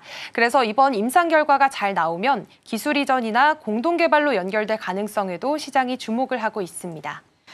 일단은 일동제약은 지금 오늘 기준으로 봤을 때는 한 2.9% 정도 하락세를 보이고 있는 상황이고요. 사실 이제 비만 치료제 시장에서 가장 빠르게 움직일 수 있는 종목 중에 하나는 또 한미약품입니다. 반대로 오늘은 0.53% 정도 상승하고 있다는 부분도 함께 보시면 좋겠습니다. 자, 그럼 이번에는 하락한 종목 살펴보도록 하겠습니다. 하나솔루션이고요. 5% 넘게 애프터마켓에서 밀렸습니다. 이유부터 좀 살펴볼까요? 네, 어제 애프터마켓에서 하나솔루션의 주가가 좀 하락을 했던 건 노르웨이 폴리실리콘 업체인 REC 실리콘에 대한 공개 매수가 사실상 실패했다는 소식이 영향을 준 것으로 보입니다. 하나는 태양광 밸류체인을 완성하기 위해서 이 회사를 완전 자회사로 편입하려고 했는데요. 이번에 노르웨이 법인을 통해 공개 매수를 진행했지만 전체 지분의 42.9%만 확보하는 데 그쳤습니다. 이 수치에는 하나와 하나솔루션이 이미 가지고 있었던 지분 33% 정도가 포함된 거기 때문에 실제로 새로 확보한 거는 9% 남짓에 불과합니다. 시장에서는 이걸 두고 하나가 그동안 추진해온 폴리실리콘부터 모듈까지 이어지는 태양광 수직 계열화 전략에 일부 차질이 생긴 게 아니냐는 시선이 나왔고요. 특히 하나솔루션은 최근 북미에서 생산 확대와 세제 혜택을 바탕으로 실적 회복세를 보였기 때문에 이번 인수 실패가 앞으로의 사업 전개에 부담 요인이 될 수 있다는 우려도 일부 반영된 것으로 풀이되고 있습니다. 네, 그리고 이제 태양광 풍력 관련주들은 이미 아침부터 출발하기 전부터 하락세를 좀 보였습니다. 아무래도 트럼프 대통령이 태양광 관련해서 친환경 에너지 보조금 축소를 골자로 한 행정명령에 서명을 했기 때문에 매크로적으로도 이미 압박을 좀 받으면서 시작을 했었고요. 한화솔루션은 개별적인 악재가 있다 보니까 추가적으로 더 내린 것 같습니다. 그럼 이번에 공개 매수가 실패로 돌아가게 되면서 한화솔루션의 태양광 사업, 북미 시장에서의 수익성 문제는 없을까요? 네, 사실 하나는 그동안 이 수직 계열화를 계속해서 추진해 왔습니다. 그 첫 단계가 바로 REC 실리콘 인수였는데요. 이 회사가 미국 워싱턴주의 폴리실리콘 공장을 갖고 있긴 한데 지난해 한화의 품질 테스트를 통과하지 못하면서 공장 가동이 중단됐었습니다. 한화는 REC 실리콘을 다시 살리려고 자금까지 빌려주면서 전폭적인 지원에 나섰지만 이번 인수가 무산이 되면서 이런 전략에도 제동이 걸릴 수밖에 없다는 평가가 나오고 있습니다. 그렇다고 해서 한화솔루션 전체 사업이 흔들리는 건 아닙니다. 미국 조지아주에서는 모듈 공장을 크게 증설했고요. 올해 말부터는 인곳, 웨이퍼, 셀까지 한 번에 생산할 수 있는 통합 공장도 가동에 들어갈 예정입니다. 여기에 IRA 세제 혜택도 좀 꾸준히 받고 있었기 때문에 2분기 실적도 흑자 전환이 기대되고 있는 상황입니다. 하지만 이 최근 트럼프 대통령이 서명한 OBBBA에 따라서 IRA 혜택 종료 시점이 앞당겨지게 되면서 오히려 세제 혜택을 받기 위해서 조기 착공에 나서는 단기 수요가 더 늘어날 것이라는 분석도 나오고 있는 상황입니다.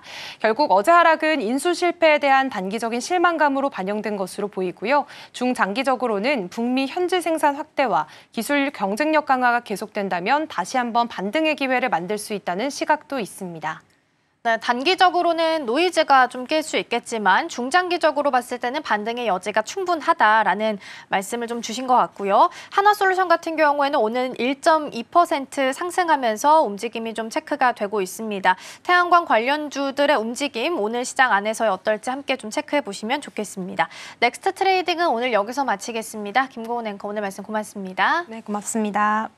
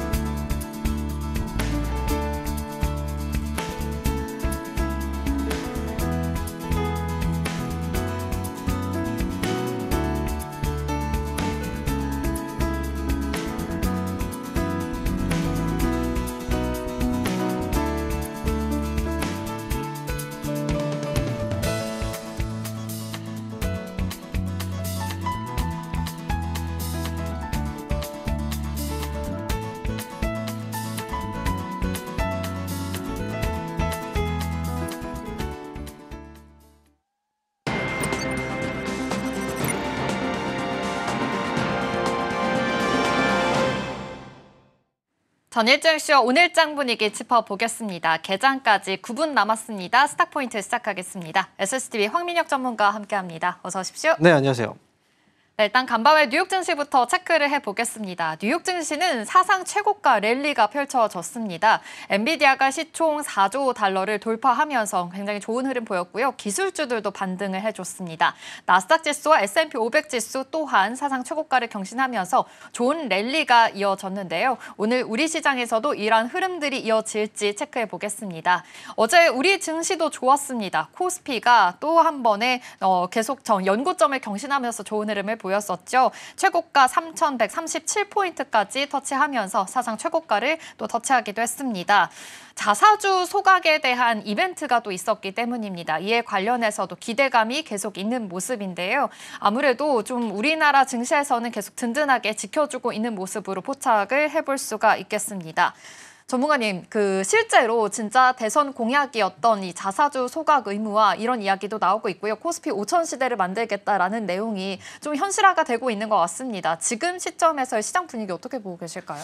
네, 일단 지금 코스피 지수가 신고가를 사실 또 앞두고 있는 상황이에요. 네. 그래서 오늘 같은 경우에도 미국 증시가 상승으로 또 마감이 됐기 때문에 국내 증시 역시도 오늘 주가의 흐름상 신고가를 경신할 수 있지 않을까, 이 기대감들도 역시 좀 나오고 있는 상황이고요.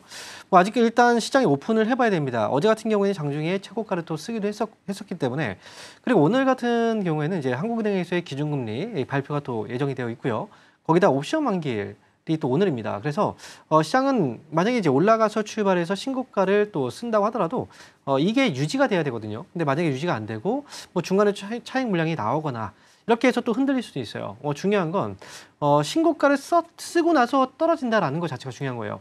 여기서 그냥 떨어지는 것보다는 신고가를 한번 이제 만들어 놓고 그 다음에 내려온다면 이제 새로운 고점이 나왔기 때문에 저기도 이제 지금의 고점이 또 고점이 아니구나 라는 인식들이 또 있을 거란 말이죠. 그러면 지금은 갇혀있던 박스권 안에서의 흐름에서 결국 이제 위쪽으로 올라가는 흐름으로 이제 분위기가 바뀌어 버리기 때문에 뭐 일단 올라가서 출발하는 것 자체는 저는 의미가 있다라고 생각을 합니다. 그래서 일단 국내 증시 같은 경우에는 여전히 상승장에서 중간에 뭐 조정이 나온다 하더라도 상승장 안에서의 조정이기 때문에 오히려 뭐 조정 시에는 항상 매수 의견 말씀 많이 드렸잖아요.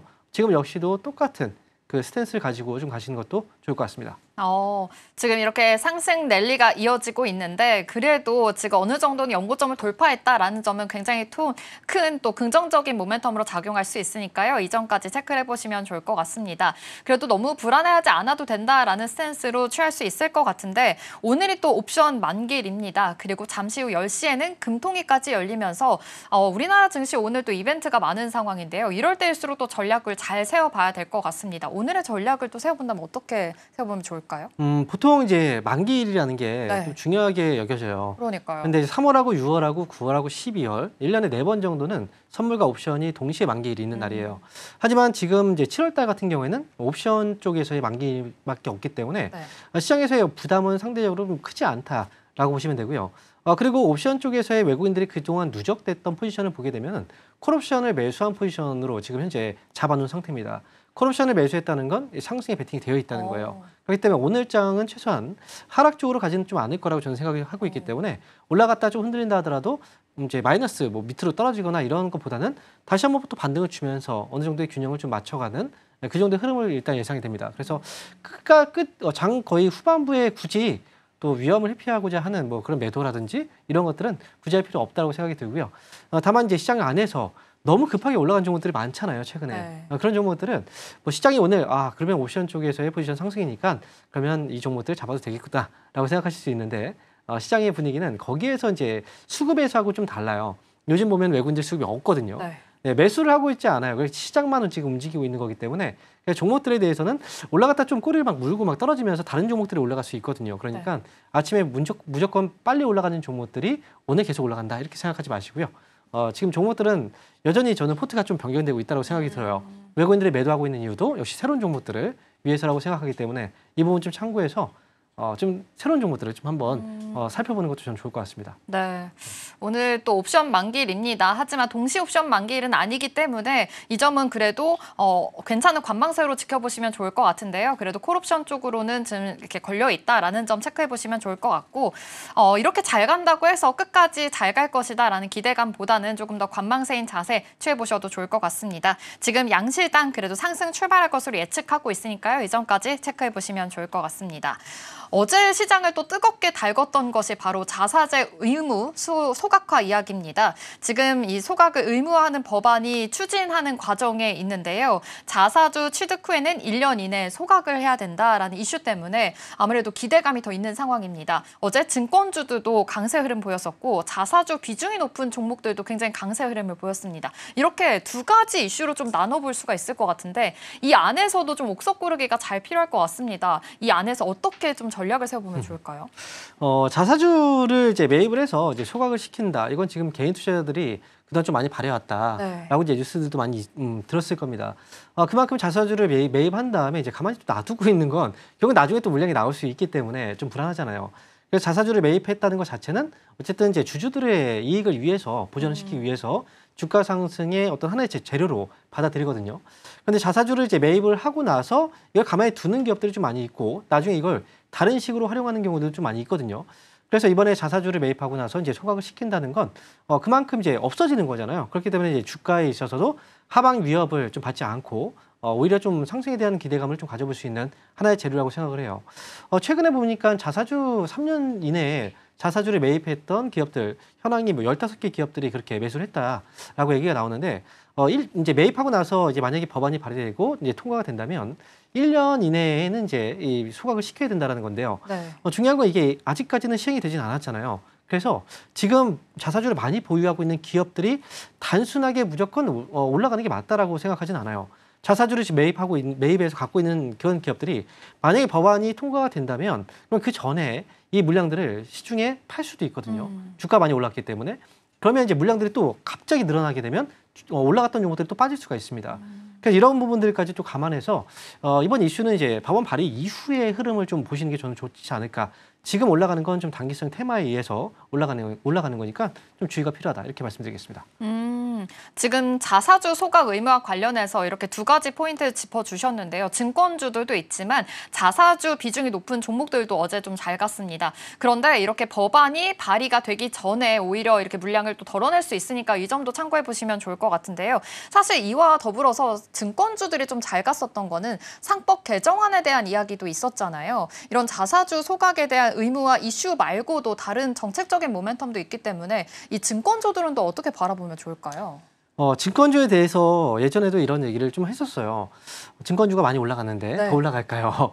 네. 제가 그 부분에 있어서는 이제 증권주는 상승 모멘텀이 확실하다라고 얘기를 했었거든요.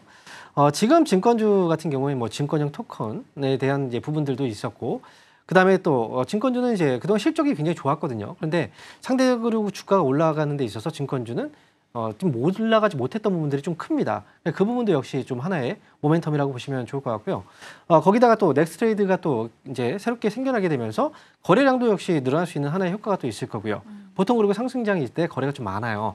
그래서 증권주는 이 상승장 시기에 맞춰서 이번 상승은 조금 더 길게 유지가 되지 않을까라고 생각을 합니다. 하지만 중요한 건 이제 항상 많이 올라가면 많이 흔들어요. 이 부분을 좀 이제 여러분께서 잘 파악하셨다가 올라가는 시점에서 따라붙는 게 아니라 흔들 때 그 잘 적절하게 조절해서 밑에 있을 때 매수해서 올라갈 때 파는 이런 전략들로 가져가시는 게 저는 좋지 않을까 이렇게 말씀을 드리도록 하겠습니다.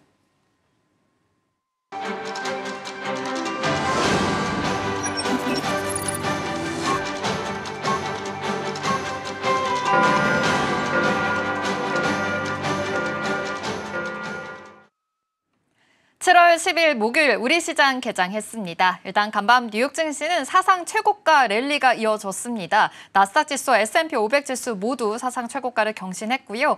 엔비디아도 시총 4조를 돌파하면서 굉장히 좋은 흐름을 보였습니다.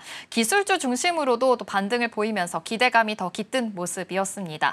또 우리나라 시장에서는 오늘 옵션 만기일입니다. 그러다 보니까 조금은 이 오후장까지 이 랠리가 이어질 수 있을지는 좀 체크를 해보셔야 될 것 같은데요. 뿐만이 아니라 오늘 오전 10시에는 또 금통위가 열릴 예정이니까요. 이전까지도 체크해 보시면서 우리 시장 대응해 보시면 좋을 것 같습니다.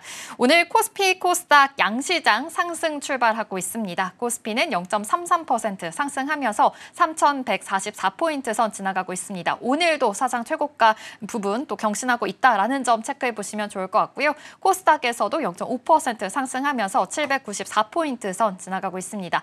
790포인트를 넘어선 만큼 이제 800포인트를 앞두고 있습니다. 이전까지도 체크해 보시면서 시장 대응해 보시기 바랍니다. 그렇다면 시가총액 상위 종목들도 체크해 보겠습니다. 시가총액 상위 종목 오늘 삼성전자와 SK하이닉스 반도체 투톱 좋은 흐름 보여지고 있습니다. SK하이닉스가 더 강한 모습인데요. 1.4% 상승하면서 28만 7천 원 선 지나가고 있습니다. 삼성 바이오로직스 또한 오늘 상승불 켜고 있습니다. 1.18% 상승하고 있고요. LG 에너지 솔루션 어닝 서프라이즈가 나왔었죠. 그러다 보니 계속해서 이 K 배터리에 대한 기대감이 좀 훈풍이 든 모습인데요. 1.9% 상승하면서 31만 1천 원 선 지나가고 있습니다. 예, 은행주 쪽 그리고 지주사 쪽 관련해서는 계속해서 모멘텀은 있었지만 오늘은 좀 숨고르기 하고 있네요. 0.76% 하락하면서 KB금융 지나고 있다는 점까지 체크해 보시면 좋을 것 같습니다. 나머지 상위단에서도 오늘 현대차도 같이 상승을 켜고 있고 두산 에너빌 또한 오늘 상승을 켜주고 있다는 점 체크해 보시면 좋을 것 같습니다. 이어서 코스닥 살펴보도록 하겠습니다. 코스닥 1위부터 5위입니다. 네, 알테오젠 연일 강한 흐름 이어지고 있습니다. 지금 코스피로 이전하겠다라는 이 호재로 인해서 계속 기대감이 좀 깃든 모습인데요. 오늘 1.53% 상승하면서 지나고 있습니다. 42만 9천 원 선 지나고 있습니다. LG 에너지 솔루션이 잘 가다 보니까 에코프로 형제들도 같이 따라붙고 있습니다. 에코프로 BM 0.6%, 에코프로 또한 0.6% 좋은 흐름 보여지고 있습니다. HEB도 오늘 상승불 켜주고 있는데요. 파마 리서치에서만 지금 오늘 하락 불 켜주고 있네요. 파마 리서치 인적 분할을 좀 철회했다라는 소식이 있었기도 했는데요. 급등을 해서일까요? 오늘은 숨고르기 하고 있습니다. 이 밖에 오늘 제약 바이오주 쪽으로는 그래도 좋은 훈풍이 이어지고 있는데요. 오늘 장 전에 이렇게 체크해봤던 것처럼 지금 아무래도 오늘 랠리가 이어질 수 있을지 계속해서 체크를 해보시면 좋을 것 같습니다. 수급 상황 잠깐 체크를 해보시면요. 외국인들이 지금은 매도이 보이고 있습니다. 코스피, 코스닥 선물 시장에서조차도 지금 매도이 보이고 있다는 점 체크해 보시면 좋을 것 같습니다. 네, 오늘도 이벤트들이 많습니다. 오늘 금통위에서도 10시에 열리고 있는 만큼 이벤트들을 좀 소화를 해봐야 될 것 같은데요. 일단 외국인들의 수급 상황이 또 아침에 많지 않습니다. 함께 이야기 나눠보겠습니다. 전문가님, 그래도 아침 시장 상황이 또 간밤에 뉴욕 증시가 또 좋아서인지 어제에 이어서 오늘 증시도 굉장히 좋은 흐름 이어지고 있습니다. 지금 상황 어떻게 보고 계실까요? 네, 오늘도 약간 수급의 공백이 좀 있다라고 봐야 됩니다. 외국인들이 오늘 현재 매도를 지금 하고 있는 그런 모습이거든요. 코스피 시장에서 1,000억 원 정도의 매도가 지금 나오고 있고요. 어제 같은 경우에도 4,000억 정도의 매도가 좀 나왔었거든요. 네. 그런데도 불구하고 이제 시장은 좀 움직였다라는 거죠. 결국 이제 그 수급, 우리가 보는 현물 수급 쪽에서의 매수가 들어오지 않는다면 종목들의 그 상승 탄력이 그만큼 잘 갈 수가 없어요. 그렇기 때문에 지금은 이제 선물 쪽에서의 매도가 나오고 있다라는 건 이제 종목들에 있어서는 조금 이제 흐름이 부진할 수 있다. 이 부분을 보셔야 되고요. 그리고 이제 선물 쪽에서도 역시 지금 매도가 잡혀 있는데 이 부분은 이제 좀 아무래도 3,300계약 정도밖에 매도가 아니라서 매수 쪽으로 전환될 가능성도 좀 있다라고 보셔야 됩니다. 지금은 아무래도 이제 오늘 이제 주가가 좀 올라가고 있긴 해요. 그리고 제약 쪽에서도 역시 뭐 호재라는 건 없거든요. 그런데도 불구하고 제약주들의 반등이 좀 나오고 있고, 그래서 지금 이제 현재 그 지수적인 어떤 흐름으로 본다면 이 부담을 좀 안고 올라가고 있는 장입니다. 원활하게 좀 뭔가 트여서 올라간다기보다는 불안감을 좀 안고 나서, 그럼에도 불구하고 지금 국내에서는 정책적인 재료들이 있고 그 다음에 이제 상승장이라는 어느 정도 확신이 있기 때문에 지수 자체는 올라가지만 종목들이 좀 따라가지 못하는 장이라 이 부분에 있어서는 종목들의 선택이 조금 더 중요하다라는 걸 여러분께서 생각하셔야 되고요. 지금 당장 올라가고 있는 종목들보다는 사실 제가 볼 때는 앞으로 올라갈 종목들이 더 중요해요. 그래서 지금 당장 수급이 좀 없잖아요. 그래서 수급이 없는 가운데서 이제 매도를 좀 진행하고 나서 어느 순간 또 매수 쪽으로 들어올 거란 말이죠. 그래서 외국인들의 매수가 들어올 때 어느 업종 위주로 매수가 좀 붙어주는가, 이 부분을 좀 기다리시면서 매매를 조금 천천히 가는 게 좀 어떨까, 저는 이렇게 말씀드리겠습니다. 네. 지금 아무래도 좀 단기간 급하게 올라왔고 계속해서 상승 랠리가 이어지고 있는 우리 시장입니다. 그러다 보니까 조금은 불안정한 상황이기도 한데요. 지금 갑자기 따라붙기보다는 좀 상황을 보시면서 외국인들의 매수세가 들어왔을 때 어떤 종목들이 들어왔는지 이 점을 체크해 보시면서 매수 타이밍 노려보셔도 좋을 것 같습니다. 그렇다면 반도체 투톱에 대한 전략도 먼저 좀 세워보면 좋을 것 같습니다. 간밤에는 이 삼성전자가 갤럭시 언팩 행사를 진행했죠. 얼마 전에는 어닝 쇼크를 기록을 하면서 사실 삼성전자에 대한 실망 매물이 또 출회되기도 했습니다. 이와 관련해서 사실 이 삼성전자 그래도 이 갤럭시 언팩에 대한 기대감은 또 있잖아요. 상승의 트리거가 될 수 있을지 좀 이 점도 기대해봐도 좋을 것 같은데 이 점에 대해서는 전략 어떻게 세워보면 좋을까요? 삼성전자가 최근에 실적이 좋아지는 부분은 스마트폰 쪽에서의 실적이 좋아지고 있어요. 그런데 전체 그 실적에 있어서는 반도체 쪽이 여전히 중요합니다. 네. 이전에도 이제 삼성전자 그 스마트폰 쪽에서 실적은 좋았지만 결국은 반도체 쪽에서 실적이 좋지 않았기 때문에 결국 주가가 올라가지 못했거든요. 이번에도 갤럭시 언팩 행사로 인해서 뭐 굉장히 좀 얇아지는 슬림폰이 지금 나오고 있죠. 네. 엣지 그 폰도 역시 앞에서 슬림폰이 나왔었고 이번에 이제 폴더블 폰 역시도 슬림폰이 적용되면서 그러면서 이제 슬림폰의 시대가 또 열리고 있고 삼성전자가 여기에 있어서는 좀 굉장히 또 이 주도를 좀 하고 있는 그런 분위기이긴 합니다. 그런데 이제 폴더블 폰의 시장 점유율을 보게 되면 과거에는 삼성전자가 80% 이상의 점유율을 보유하고 있다가 근래에 보시면 30%대로 툭 떨어졌거든요. 이게 이제 중국 쪽에서의 추월이 또 있었단 말이죠. 그래서 삼성전자 갤럭시 언팩 행사 전에 중국 기업들이 또 슬림폰, 이제 폴더블 폰을 출시를 했습니다. 삼성전자의 이 폴더블 폰보다 좀 더 얇죠. 그래서 지금은 이 폰으로 인해서 좀 부족했던 부분들, 카메라 쪽에서의 그 화소가 좀 부족했다라고 했었는데 이 부분을 좀 채워주면서 지금은 좀 완성형 폰이라고 얘기를 좀 많이 하더라고요. 그래서 일단 반응은 좀 좋을 것 같다라고 생각을 하는데요. 하지만 이걸로 인해서 이제 주가가 크게 올라간다라기보다는 사실은 가장 중요한 건 엔비디아 쪽에서의 그 효과가 아닐까라는 생각이 들어요. 반도체 쪽에서의 실적이 좋아져야 되고, 그리고 이제 반도체 쪽에서 본다면 하이닉스가 지금 또 올라오고 있긴 하죠. 그런데 결국은 하이닉스 쪽에서는 TC본드를 원래 한미 반도체 쪽에서 전액을 다 이제 전부 다 받았었는데 얼마 전에 하나 세미텍 쪽으로 바꿨거든요. 바꿨다라는 건 이제 분배를 했다는 거죠. 그래서 엔비디아 역시도 한쪽에 몰려있던 이 물량들은 결국은 또 분배가 될 수밖에 없어요. 그래서 삼성전자의 그 주가의 큰 상승은 아무래도 엔비디아 쪽에서의 돌파구를 찾고 나서가 움직이지 않을까. 이렇게 생각을 하고 있기 때문에 이 점을 좀 참고해서 보셨으면 좋겠습니다. 네, 아무래도 삼성전자 주가가 올라가기 위해서는 엔비디아와의 이런 상호작용이 좀 잘 돼야 된다라는 이야기 해주셨는데요. 그렇다면 지금 오늘 SK하이닉스가 또 강합니다. 2.4% 강세 흐름 이어지고 있는데 이거는 아무래도 엔비디아가 또 간밤에 너무 잘 갔기 때문으로 봐야 되는지 이쪽으로는 또 어떻게 전략 세우면 좋을까요? 맞아요. 지금 하이닉스의 주가가 움직이는 건 결국은 이제 엔비디아 효과라고 볼 수가 있는데요. 네. 근데 이제 우리가 또 생각을 해야 되는 건 어떤 분들은 이렇게 얘기를 하고 있어요. 하이닉스, 엔비디아가 저렇게 올라갔는데 네. 하이닉스는 지금 주가는 말이 안 된다. 더 많이 올라가야 된다라고 생각할 수 있는데요. 하지만 엔비디아하고 하이닉스가 정말 끈끈한 관계, 이제 어찌 보면 가족의 관계는 아니잖아요. 그렇기 때문에 언제든 엔비디아는 자기의 이익을 위해서 이 분배를 할 수가 있어요. 네. 특히나 지금 HBM 그 반도체가 단가가 굉장히 비싸거든요. 공급하는 그 금액 자체가 굉장히 비싸고 이제 조금 더 첨단화될수록 세대가 또 올라갈수록 이제 더 비싸단 말이죠. 그렇기 때문에 엔비디아도 이거에 대한 부담감을 분명히 많이 느끼고 있을 거예요. 그래서 삼성전자하고 최근에 이제 컨택을 하고 있는 부분도 바로 그 부분이라고 생각합니다. 삼성전자 쪽에서의 물량을 받게 된다면 하이닉스 쪽에서 물량 받는 가격을 또 다운시킬 수가 있거든요. 경쟁이 되기 때문에. 그래서 아무래도 이제 하이닉스는 주가 상승이 엔비디아처럼 시원시원하게 나오지 않는 이유는 바로 그 부분에 대한 우려감이 좀 아닌가라는 생각이 듭니다. 그래서 결국은 이렇게 생각을 해본다면 하이닉스도 결국은 지금은 이제 단순하게 호재만 가지고 계속 볼 수만은 없다. 이렇게 보시면 좋을 것 같습니다. 그럼 여기에 더해서 지금 TSMC 실적 발표까지 지금 예정이 되어 있잖아요. 이런 실적 발표가 되면 그 안에서의 또 이런 분야에 따라서도 우리나라 반도체들 좀 흔들릴 가능성이 있을까요? TSMC는 사실 우리가 삼성전자를 좀 봐야 되는데 먼저 TSMC 실적이 좋다라는 건 하이닉스 쪽도 역시 좋다라고 생각을 하셔야 돼요. 네. 엔비디아 쪽의 물량을 거기서 생산을 하고 있기 때문에 전부. 그래서 하이닉스에는 영향을 좀 줄 수 있고 관련 종목들한테는 좀 중요할 것 같습니다. 근데 이제 TSMC 쪽의 실적이 좋아질수록 이 경쟁업체인 삼성전자 파운드리 쪽 이쪽이 좀 약화되고 있다는 거거든요. 결국은 시장에서의 어떤 점유율이라든지 경쟁력이 TSMC 쪽이 더 강화되고 있다는 거기 때문에 삼성전자 쪽은 오히려 좀 이게 부담이 될 수도 있다. 이렇게 보시면 되겠습니다.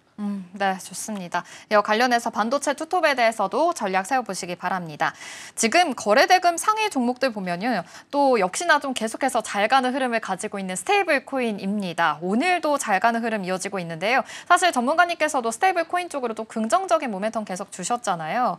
오늘도 우리기술투자 13%나 또 급등하고 있고요. NHN도 오늘 2% 강세 흐름 이어지고 있습니다. 스테이블 코인 관련해서는 계속 올랐던 만큼 좀 불안하기도 해요. 이쪽으로의 전략은 또 어떻게 세보면 좋을까요? 스테이블 코인 관련주들이 이제 올라가는 종목들도 있지만 사실 오늘 KG 모빌리언스, 이니시스, 다날 이런 종목들은 오늘 좀 떨어지고 있거든요. 네. 그러니까 무조건 계속 이제 올라간다라는 신호를 계속 받기는 좀 어려워요. 항상 이제 단기에 급등이 나왔던 종목들은 항상 흔듭니다.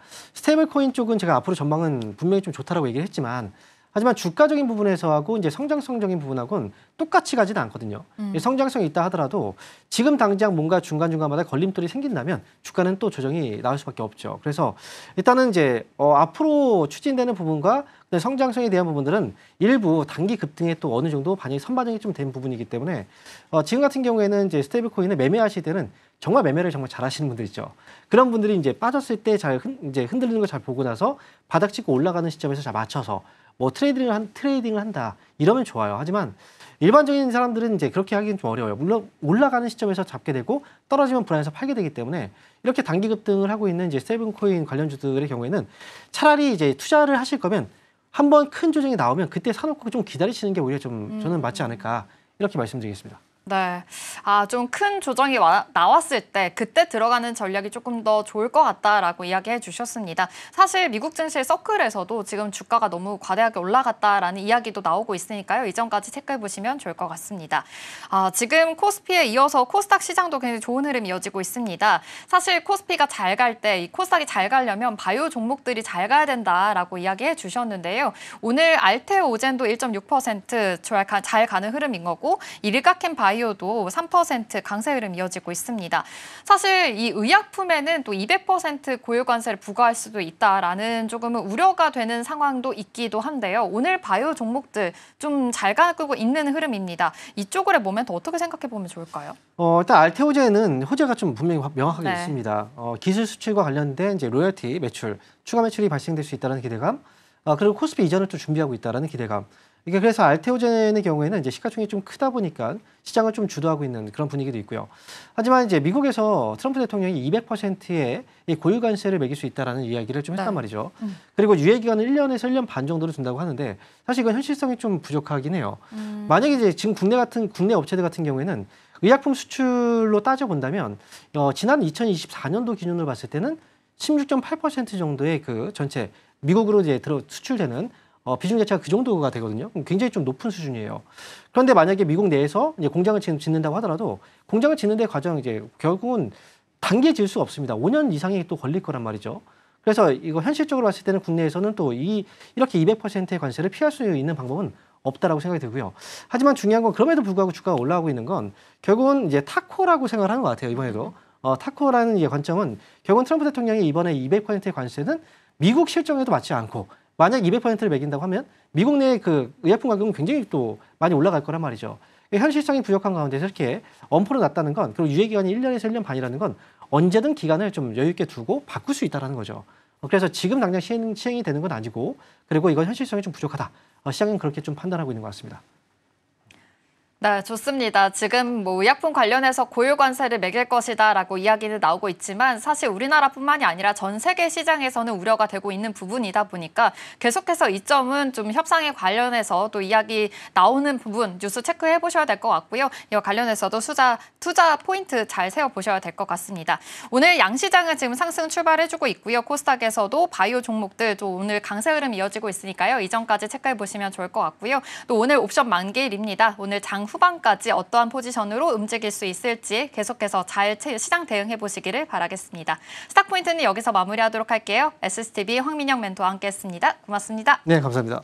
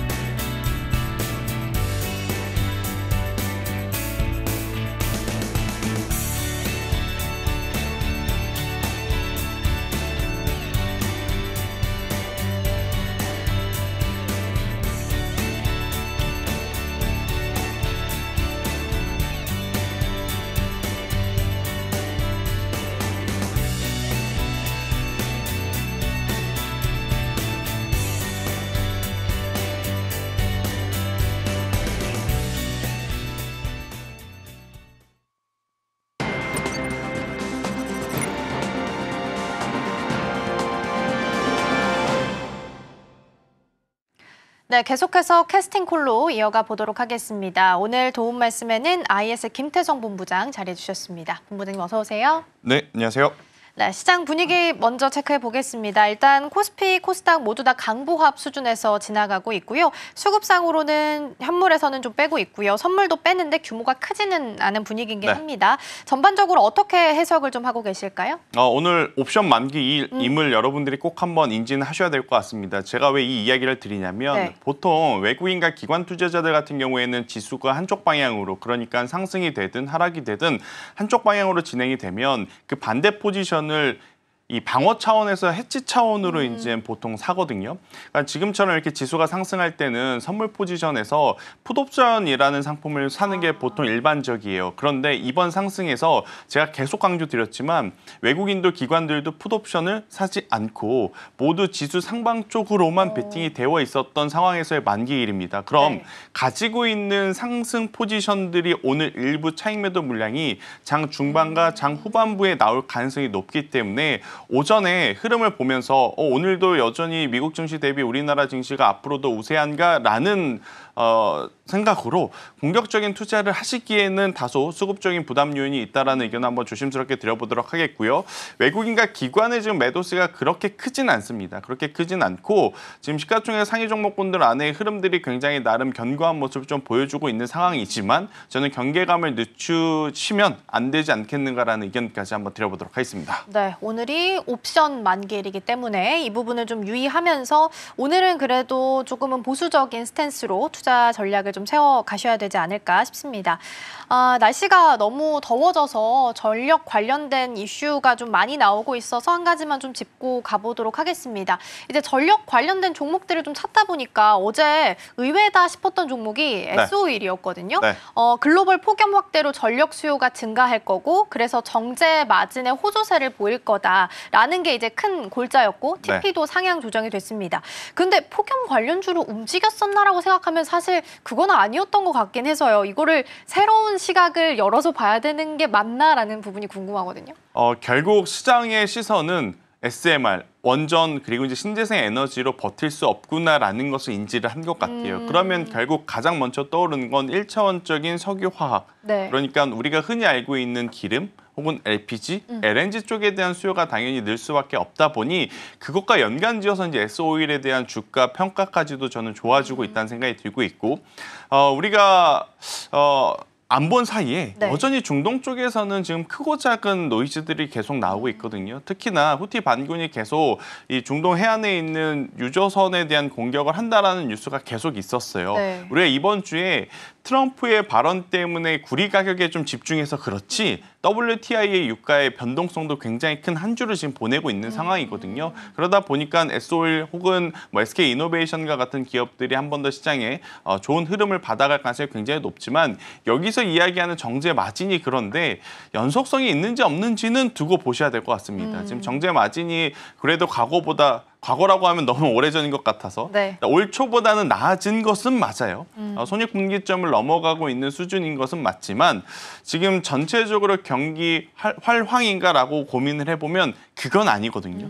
미국도 실제로 경기가 그렇게까지 지금 드라마틱하게 좋아지고 있는 상황도 아니고 중국도 좋지 않으니까 경기 부양에 대한 의지를 표명을 하고 있고 우리나라도 실제 경기와 다르게 증시 부양책을 좀 쓰다 보니까 증시가 좋아서 경기가 좀 좋다라고 착각이 들 수는 있겠지만 실제 경기하고는 거리가 좀 먼 상황에서의 정제 마진의 연속성이 과연 지속 이어질까에 대한 고민은 전 해볼 필요는 있을 것 같아서 S-오일이 안 좋다기보단 가격적인 메리트가 있을 때는 괜찮지만 오늘처럼 시세가 조금 상승 탄력을 받고 움직일 때는 오히려 조심할 구간이 아니겠는가라는 의견을 드려보도록 하겠습니다. 오히려 이렇게 좀 오르는 구간에서는 조심할 필요가 있다라는 말씀 주셨습니다. 오늘은 강보합 수준에서 64,000선 지켜가면서 움직임 체크되고 있습니다. 자, 그러면 오늘은 외국인과 기관 쪽에서는 어떤 종목들을 담아가고 있는지 먼저 확인해 보도록 하겠습니다. 외국인과 기관 기관 쪽 상위 종목들 체크를 좀 해보도록 하겠고요. 먼저 현대, 로템, 그리고 기관 쪽에서는 NIG 넥스원까지 확인이 되고요. 외국인 쪽에 조금 변동이 있긴 한데 6위 종목으로는 지금 한화 에어로스페이스도 자리를 하고 있거든요. 그래서 전반적으로 방산 쪽에 대해서 종목들 담아가는 거 확인되고 있고 기관 쪽에서는 삼성중공업이나 HD 한국조선해양 같은 조선 관련주들도 체크가 좀 되고 있습니다. 달바글로벌 최근에 정말 잘 가네요. 화장품주 중에서도 가는 종목만 유독 잘 가는 경향이 좀 있는데 특히나 달바글로벌이 그런 것 같습니다. 그러면 이왕 이렇게 된 거 달바글로벌부터 네. 먼저 확인을 좀 해볼게요. 맥쿼리 쪽 그 리포트 보니까 29만 원 이야기가 나왔더라고요. 그러니까 네. 국내에 있었던 TP보다도 훨씬 더 높여 잡았다라고 볼 수 있을 것 같고 오늘 가격이 거의 23만 원 근처이기 때문에 룸이 남아있긴 하지만 크지는 않은 상황이거든요. 원래 오버행 우려감이 좀 있는 종목이긴 한데 소화하면서 지금 올라가고 있는 건지 그렇다면 괜찮다라는 사인 주실 수 있을까요?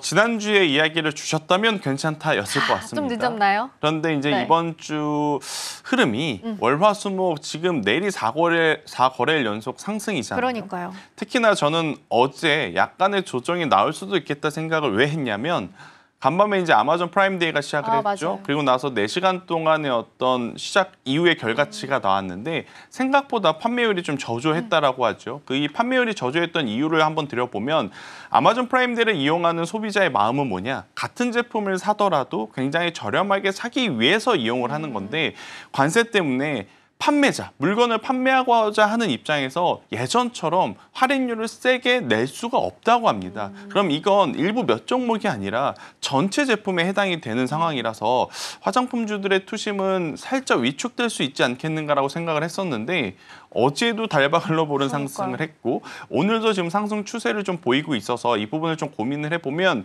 결국 북미 쪽만 매출을 가지고 있는 게 아니라 유럽과 동아시아 쪽의 매출 구조도 가지고 있기 때문이 아닐까라는 생각은 합니다.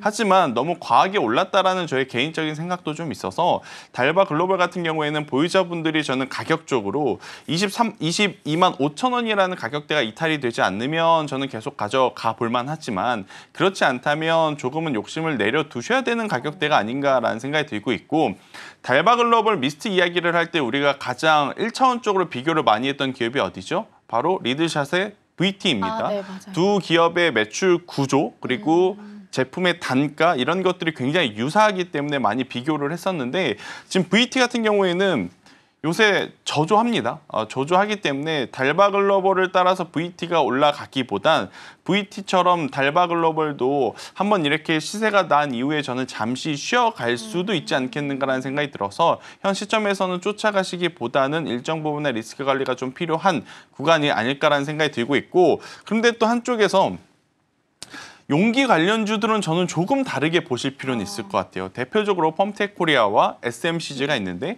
그중에서 이제 SMCG 같은 경우에는 왜 제가 지금 긍정적으로 이야기를 하냐면 SMCG가 뭐 뒤늦게 상장한 것도 있지만 펌텍코리아보다 덜 올랐던 이유가 뭐냐? 중국 매출 비중이 높은 아모레퍼시픽과 LG생활건강을 고객사로 보유를 하고 있었기 때문인데 이 부분이 지금부터는 저는 오히려 장점으로 부각이 될 가능성이 높습니다. 미국이 지금 관세 때문에 가뜩이나 저렴한 제품에 더 높은 할인율을 못 주는구나라고 하면 미국 쪽보다는 다른 나라의 매출 구조를 가지고 있는 기업을 찾기 마련이거든요. 그러네요. 그렇게 되면 저는 SMCG 같은 경우에는 조금은 더 올라올 수 있는 여지가 있는데 여기서 또 한 가지 저의 내면의 고민은 그래도 달바글로벌이 상징하는 그 섹터의 대장의 자리가 꺾이면 과연 SMCG라든지 펌텍코리아가 버텨낼 수 있을까 이 고민을 좀 해보실 필요는 있을 것 같다라는 의견까지 한번 드려보도록 하겠습니다. 근데 또 그 말씀 주시는 사이에 또 달바글로벌이 상승분을 좀 반납을 했어요. 그래서 벌써 지금 말씀해 주셨던 22만 5천 원 선에 딱 걸쳐 있거든요. 그래서 오늘 물론 종가까지 봐야겠지만 이 선을 이탈하지 않는지가 가장 좀 중요해 보이고요.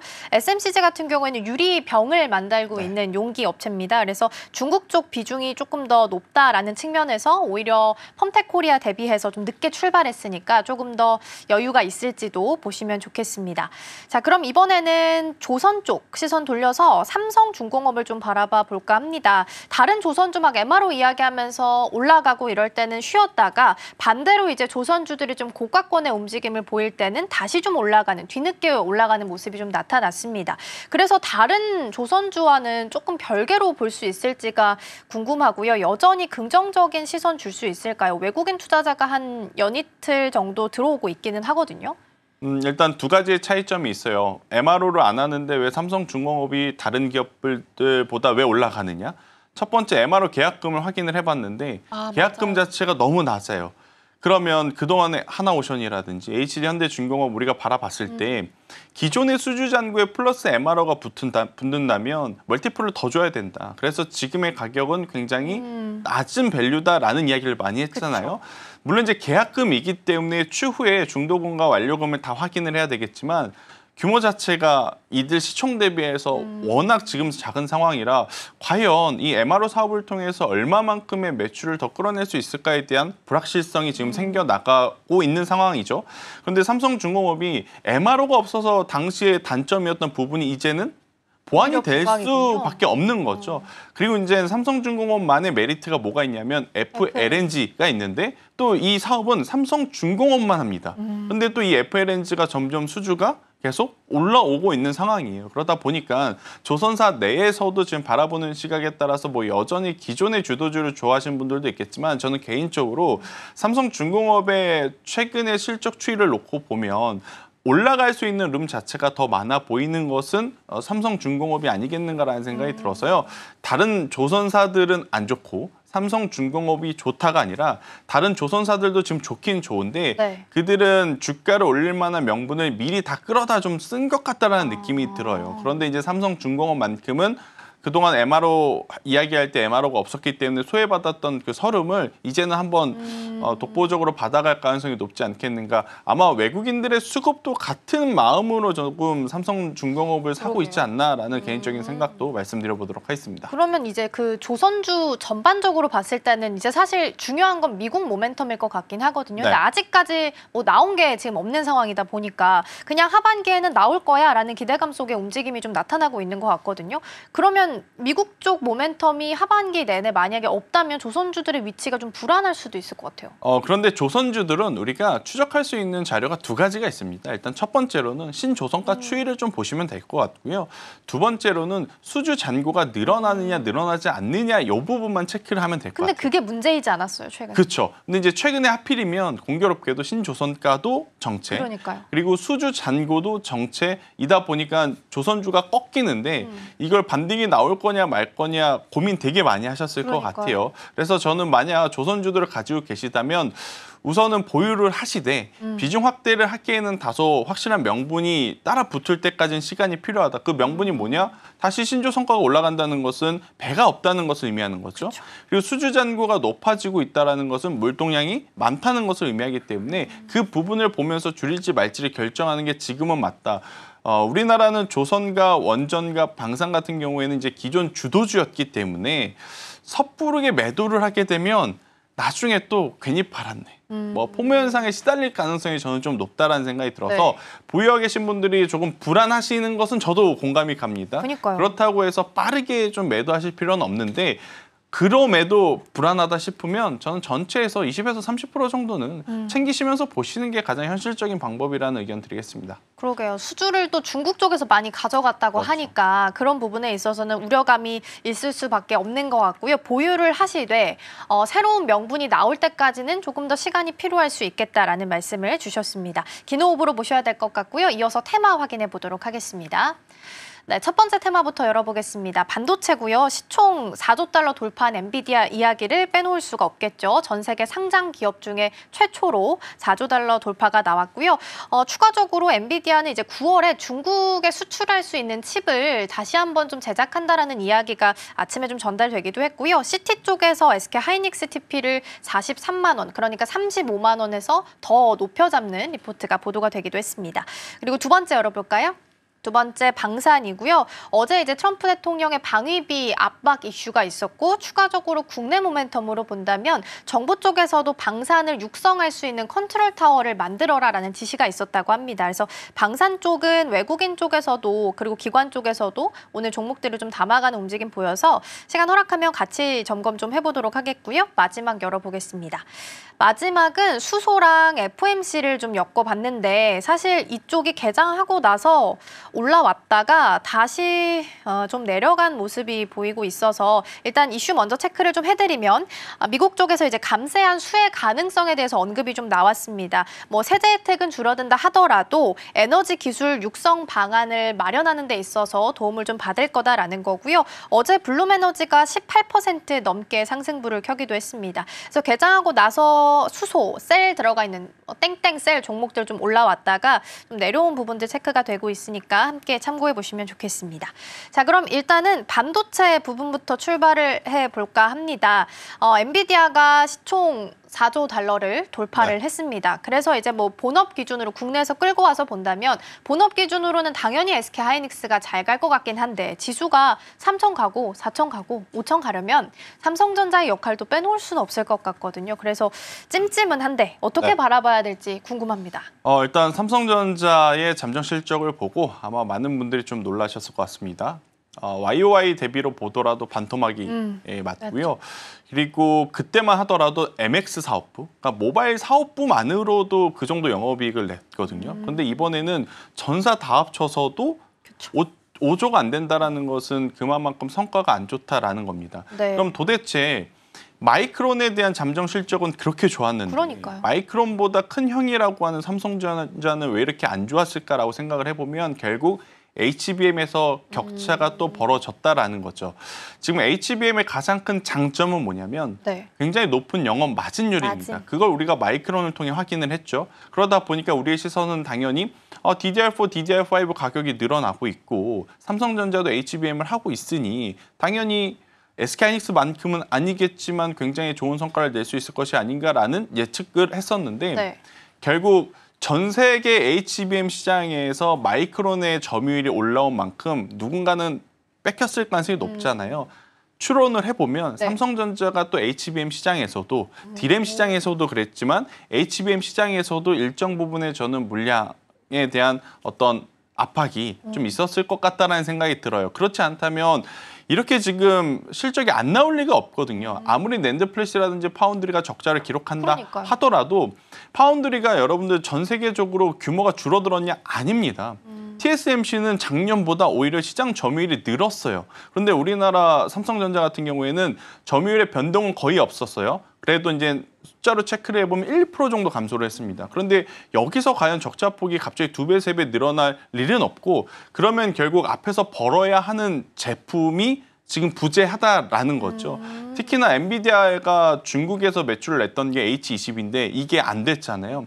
그러면 삼성전자의 기존 HBM은 결국 고부가가치 제품이 아니라 중국 쪽으로 나가는 저사양 HBM에 많이 탑재가 되었었구나라고 또 우리가 한 번 더 예측을 해볼 수 있는 부분이라 H20 그러니까 이제 엔비디아가 올해 다시 이제 중국 쪽으로 나가는 칩을 개발한다고는 하는데 그때 돼서야 저는 삼성전자가 다시 한번 실적을 올릴 수 있는 명분이 있는 것 아닐까라는 좀 생각을 해볼 수 있을 것 같아요. 그래서 제가 앞서서도 앵커님 이야기에 공감을 하는 게 지수가 간다면 삼성전자가 가져야 되는 게 맞습니다. 그런데 갈 만한 명분이 지금 이렇게 숫자가 나온 이상에는 뚜렷하게 없는 것 같아요. 특히나 어제 그제였죠. 자사주 소각을 뭔가 방어막처럼 사용을 했는데 이것도 어폐가 좀 있는 게 작년 말쯤에 10조 자사주 매입한다고 했습니다. 그런데 그 10조의 플러스 알파인지 아니면 이번에 그 자사주 매입하는 그 금액이 10조 안에 들어가 있는 금액인지 이걸 좀 말을 해줘야 돼요. 만약에 원래 계획했던 그 10조 안의 금액이라면 사실 주가를 어떻게 보면 일회성으로 방어하기 위해서 낸 공시밖에 안 되고 주주들을 좀 달래주기 위해였다면 우리가 원래는 10조를 자사주 매입해서 소각하려고 했는데 이번에 워낙 부진을 했으니 추가로 이번에 대한 금액을 더 매입하고 소각하겠다라고 이야기를 했으면 삼성전자 주주분들은 믿고 또 기다려줬을 거라고요. 그런데 이제 그런 어떤 보도도 없는 상황이다 보니 삼성전자에 대한 불신이 조금 불신이라기보단 불만이 좀 쌓여갈 수밖에 없는 그런 상황 속에 그래도 가격적으로는 저는 괜찮다. 그러니까. 하지만 상대적으로 누가 더 올라갈까에 대한 것을 고민을 해보면 SK하이닉스라든지 아니면 결국 TSMC에 대한 매출 구조를 가지고 있는 장비주들은 오히려 저는 기회라고 봐요. 대표적으로 이오테크닉스 지금 오늘 상당히 좋잖아요. 그 이유는 뭐냐면 삼성전자 밸류체인임에도 불구하고 SK하이닉스와 마이크론, TSMC에 모두 공급을 합니다. 네. 그럼 삼성전자가 부진을 해도 지금 TSMC라든지 SK하이닉스가 잘 나가니까 이오테크닉스는 실적이 잘 나오는 거예요. 여기에 지금 P4, P5 그러니까 평택 공장을 다시 이제 건설하기 시작을 했잖아요.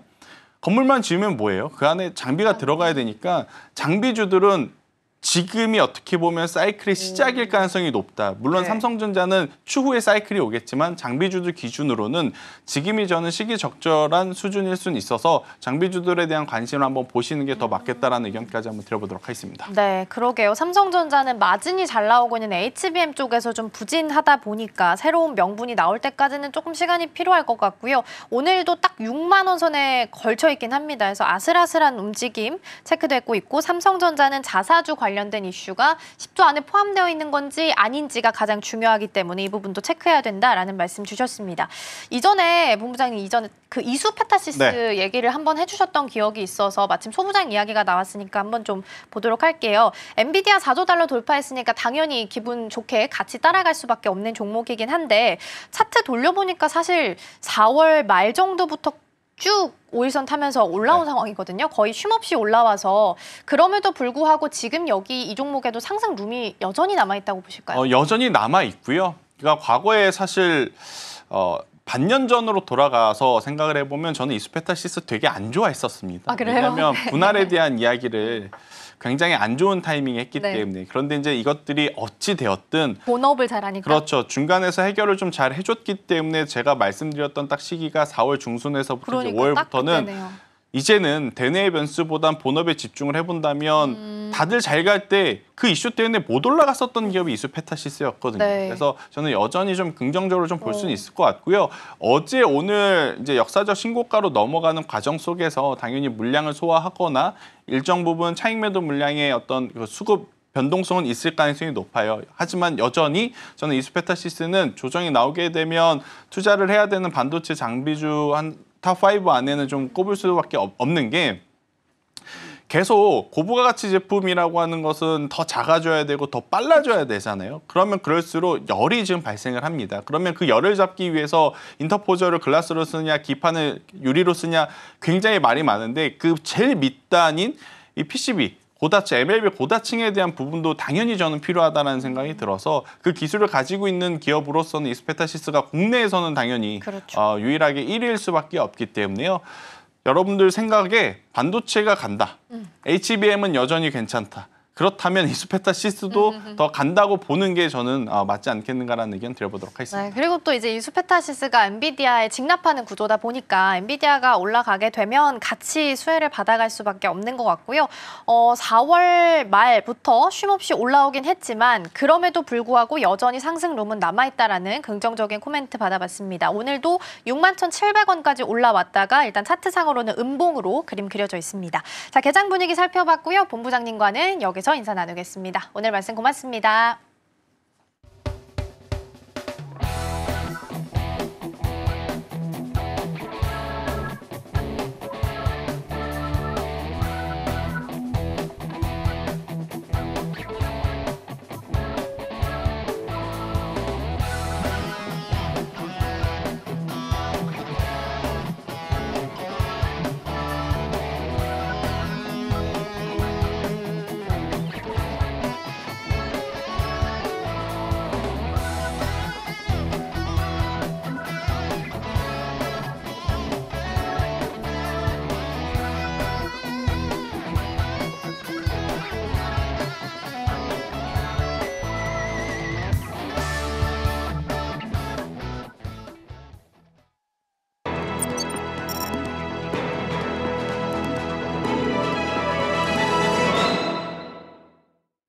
네, 댓글 답해주는 아나운서 코너로 이어가 보도록 하겠습니다. 김민 앵커 나와 계십니다. 어서 오세요. 안녕하세요.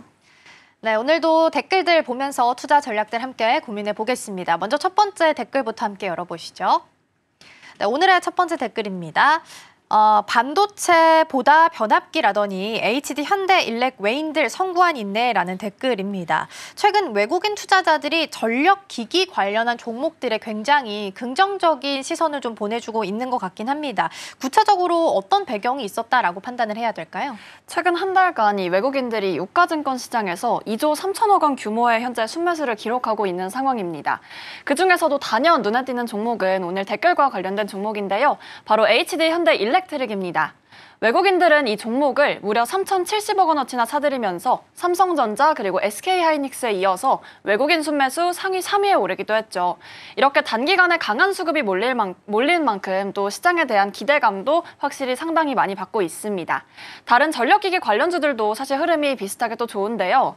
HD 현대 일렉트릭 외에도 일진전기는 외국인이 440억 원어치를 매수하면서 한 달 새 23%가 넘는 상승률을 또 기록하기도 했고요. 또 효성중공업 같은 경우에는 무려 40%가 넘게 올랐습니다. 이렇게 외국인 수급이 업종 전반에 유입되고 있는 건 단순한 이런 테마성 매집뿐만이 아니라 정책 수의 기대가 맞물린 확실히 구조적인 흐름적인 면으로 좀 바라봐야 될 것 같습니다. 전문가들은 특히 AI 반도체, 데이터 센터 투자 급증으로 고성능 전력 공급 설비 수요가 급증하고 있다고 보고 있는데요. 글로벌 테크 기업이 전력 인프라에 대한 막대한 투자를 현재 예고한 만큼 초고압 변압기, 그리고 배전반, 해전 케이블 등 핵심 전력기기 생산업체들이 앞으로 공급망의 핵심이다. 이렇게 떠오를 수 있다는 분석들이 현재 나오고 있는 상황입니다. 네, 특히나 이제 날씨가 좀 너무 덥다 보니까 전력 기기에 대한 수요들도 같이 전력 공급단까지도 같이 좀 수요를 받아가고 있는 것 같긴 합니다. 외국인 매수세를 이끌고 있는 매력적인 투자 포인트를 좀 꼽아본다면 어떤 부분들을 살펴봐야 될까요? 네, 핵심은 두 가지로 요약을 할 수가 있겠는데요. 먼저 기업 실적의 구조적 개선과 또 정부 정책에 대한 선반영 기대감이 되겠습니다. 이 HD 현대 일렉트릭의 경우 지난해 연간 최대 매출을 기록했고 또 올해 1분기에도 매출 1조 147억 원, 영업이익 2,182억 원을 기록하면서 전년 대비해서는 각각 26.7%, 또 69.4% 증가하는 고성장을 이어가고 있습니다. 게다가 수주 잔고가 62억 달러, 약 8조 원 규모에 달하고 이 중 64%가 북미향이라는 점도 특히나 주목할 만한데요. 이 AI와 인프라 투자 본진인 미국 시장에서의 전력기기 수요가 현재 커지고 있는 만큼 HD 현대 일렉트릭은 북미 핵심 공급사로서 또 글로벌 입지 강화를 이어가고 있다는 평가가 이어지고 있습니다. 또 정책 측면에서는 이재명 정부가 추진하는 에너지 고속도로 계획이 현재 본격화가 되고 있습니다. 2030년까지 호남 재생에너지를 수도권으로 연결하는 HVDC망이 현재 구축될 예정인데 또 해저 케이블, 이 과정에서 초고압 변압기, 또 배전방 같은 이런 고부가 전력기기 수요가 본격화될 거다. 이런 기대감도 함께 받아가고 있습니다. 또 증권가에서는 실적과 수요가 동시에 올라오는 구간이다라고 현재를 보고 있고요. 또 HD 현대 일렉트릭을 비롯한 효성중공업, LS 일렉트릭 같은 이 대형 3사에 대해서도 밸류에이션 추가 리레이팅 가능성도 언급이 되고 있습니다. 또 중소형주인 일진전기, 산일전기 같은 경우에는 배버리지 효과가 본격화되는 구간으로 진입 중이다. 이런 분석도 함께 이어지고 있습니다. 즉 정리하자면 에너지 전환과 또 AI 전력 인프라 수요, 여기에 더해서 정책 수혜라는 삼박자가 맞물리면서 또 구조적인 성장의 산업으로 재평가되고 있는 셈입니다. 네, 이제 전력 관련된 내용들 좀 살펴보고 있고요. HD 현대일렉트릭은 원래 전력기기 관련해서는 가장 대장주격으로 페이스메이커로 삼아서 움직이는 종목이죠. 어제 기사를 보면 미국의 이제 PJM 인터커넥션이라고 해서 가장 크게 전력망을 운영하고 있는 회사인데 여기서 발전소를 짓는 속도보다 지금 AI에 대한 수요가 워낙 강력해서 전력을 공급하는 데 있어서 어려움을 겪고 있다라는 기사가 보도가 되기도 했습니다. 그만큼 이제 앞으로 다가오게 되는 수요도 충분히 탄탄하다라는 부분으로 함께 보시면 좋겠습니다. 자, 이렇게 해서 첫 번째 댓글 살펴봤고요. 이어서 두 번째 댓글 화면을 통해서 만나보도록 하겠습니다. 네, 두 번째 댓글입니다. 샌드박스, 개미들 시험대겠지. 민간 리스크 폭탄 돌리기 시작이네라는 댓글입니다. 사실 이제 스테이블 코인과 관련해서 규제 샌드박스 이야기가 나오게 됐습니다. 댓글로 보면 살짝 좀 부정적인 뉘앙스가 느껴지기는 하는데 규제 샌드박스를 추진한다라는 게 꼭 나쁜 이야기인 것만은 아니거든요. 사실 생각보다 좀 더 빨리 진행될 수 있다라는 긍정적인 모멘텀도 좀 있긴 한데 어떤 의미들을 좀 살펴봐야 될까요? 네, 먼저 이 스테이블 코인이 가상자산 시장에서 현재 안정적인 가치 저장 수단이다. 이렇게 또 주목받고 있는 면이 있죠. 특히 원화 기반 스테이블 코인은 1대1로 또 원화 가치에 연동이 되기 때문에 가격 변동성이 심한 일반 가상자산과는 달리 시세가 상당히 안정적이다. 이런 장점을 가지고 있습니다. 이번에 국내 거래소들이 규제 샌드박스 신청을 통해서 이 원화 스테이블 코인을 시험적으로 도입하려는 이 움직임은요. 이 기존 금융 규제를 일시적으로 완화해서 실제 시장에서 운영하면서도 발생할 수 있는 여러 문제점들을 검증하고 보완하는 과정입니다. 이 해외에서는 이미 미국, 유럽, 그리고 일본 등 주요 국가들이 이 지역 화폐 연동 스테이블 코인을 적극적으로 도입해서 금융 혁신과 디지털 자산 시장 확대에 나서고 있는데요. 여기에 우리나라가 뒤처지지 않고 또 글로벌 경쟁력을 갖추기 위한 필수 단계다라고 보는 시각도 존재합니다. 특히 입법과 규제 환경 개선에 시간이 또 오래 걸리는 만큼 이 샌드박스를 활용해서 빠르게 시장 경험을 쌓는 전략으로도 현재 해석하고 있습니다. 네, 정리를 좀 해보면 규제 샌드박스를 추진한다라는 건 관련 법이 아직까지는 미비한 상태이기 때문에 일단 시작을 하면서 컨소시엄에 들어오면 심사를 거치고 그 뒤에 이제 출발을 한다라는 의미를 담고 있습니다. 그래서 꼭 나쁘게 볼 만한 이슈는 아니기는 한데요. 다만 댓글에서 보여준 것처럼 여전히 해결해야 되는 과제나 우려감이 있기는 합니다. 시장에서 어떤 부분들을 걱정하고 있을까요? 네, 이 스테이블 코인이 아무리 안정성을 좀 강조한다고 해도 사실은 발행되는 자산의 신뢰가 깨지면 디패깅이라는 가치 연동 붕괴 현상이 사실 발생할 수가 있습니다. 만약 이 디패깅이 일어나면 투자자들이 대거 코인을 매도하는 코인런 사태로 또 이어질 우려가 존재하는데요. 이는 결국 금융시장 전반에 불확실성과 또 충격을 줄 수 있어서 당국이 매우 조심스러운 태도를 보이는 이유 중에 하나이기도 합니다. 따라서 발행사들은 충분한 준비 자산과 또 투명한 회계 관리, 엄격한 내부 통제 시스템을 갖춰야 하고요. 또 금융당국 역시 관리나 감독을 강화하는 방안을 병행을 해야 합니다. 이번 규제 샌드박스는 이런 위협을 또 점진적으로 관리하면서 시장 신뢰를 구축하는 시험대 역할을 할 것으로 보이게 되는데요. 그리고 사회적 합의와 또 법적 기반도 점차적으로 마련이 돼야 되기 때문에 실제 도입까지는 다소 시간이 걸릴 수 있겠지만 이번 움직임이 국내 디지털 자산 생태계에 큰 전환점이 될 것이다. 또 이렇게 전문가들은 함께 평가하고 있습니다. 네, 스테이블 코인 오늘 움직임 좀 보면요. 그동안 이제 다날 같은 종목들이 사실 잘 갔었는데 오늘은 약보합 정도로 흘러가고 있고요. 쿠콘 같은 경우에는 오늘 좀 많이 떨어집니다. 2% 정도 하락세 현재 시연을 하고 있습니다. 그리고 쿠콘 먼저 보면요. 지금 1.9%로 소폭 하락분을 조금은 만회를 했지만 36,000원 선에서 거래되고 있고요. LG CNS 같은 종목들도 오늘 좀 크게 내리고 있습니다. 그러니까 맨 처음에 좀 잘 갔었던 종목들보다는 종목에 대한 변화가 조금 생기고 있다라는 부분 체크해 보셔야 될 것 같고요. 지난주까지만 해도 다날 중심이었다가 그다음엔 네이버, 카카오페이까지 지나갔다가 요 며칠은 또 NHN, KCP가 굉장히 강세를 보이고 있습니다. 가장 최근에 나왔던 리포트를 보면 최대 수혜가 될 것이다라는 이야기가 나오고 있어서 분위기가 살짝 미묘하게 바뀌고 있다라는 부분들 체크를 해 보셔야 될 것 같습니다. 오늘은 전반적으로 좀 약세를 보이는 종목들이 많이 있다라는 부분도 함께 챙겨보시면 좋겠고요. 규제 샌드박스 추진과 관련된 댓글까지 함께 살펴봤습니다. 오늘 김민 앵커와는 여기서 인사 나누도록 하겠습니다. 오늘 말씀 고맙습니다.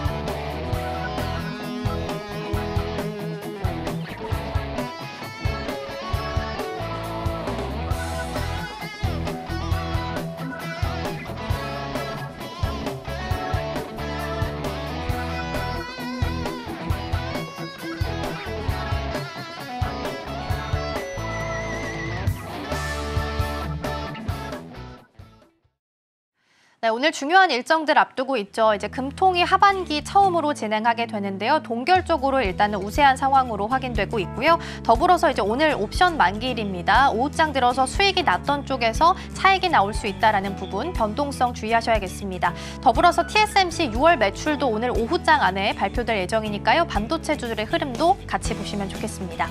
저희가 방송 중에 제공해드린 정보는 투자 판단을 위한 조언일 뿐 해당 종목의 가치와 수익률은 보장하지 않습니다.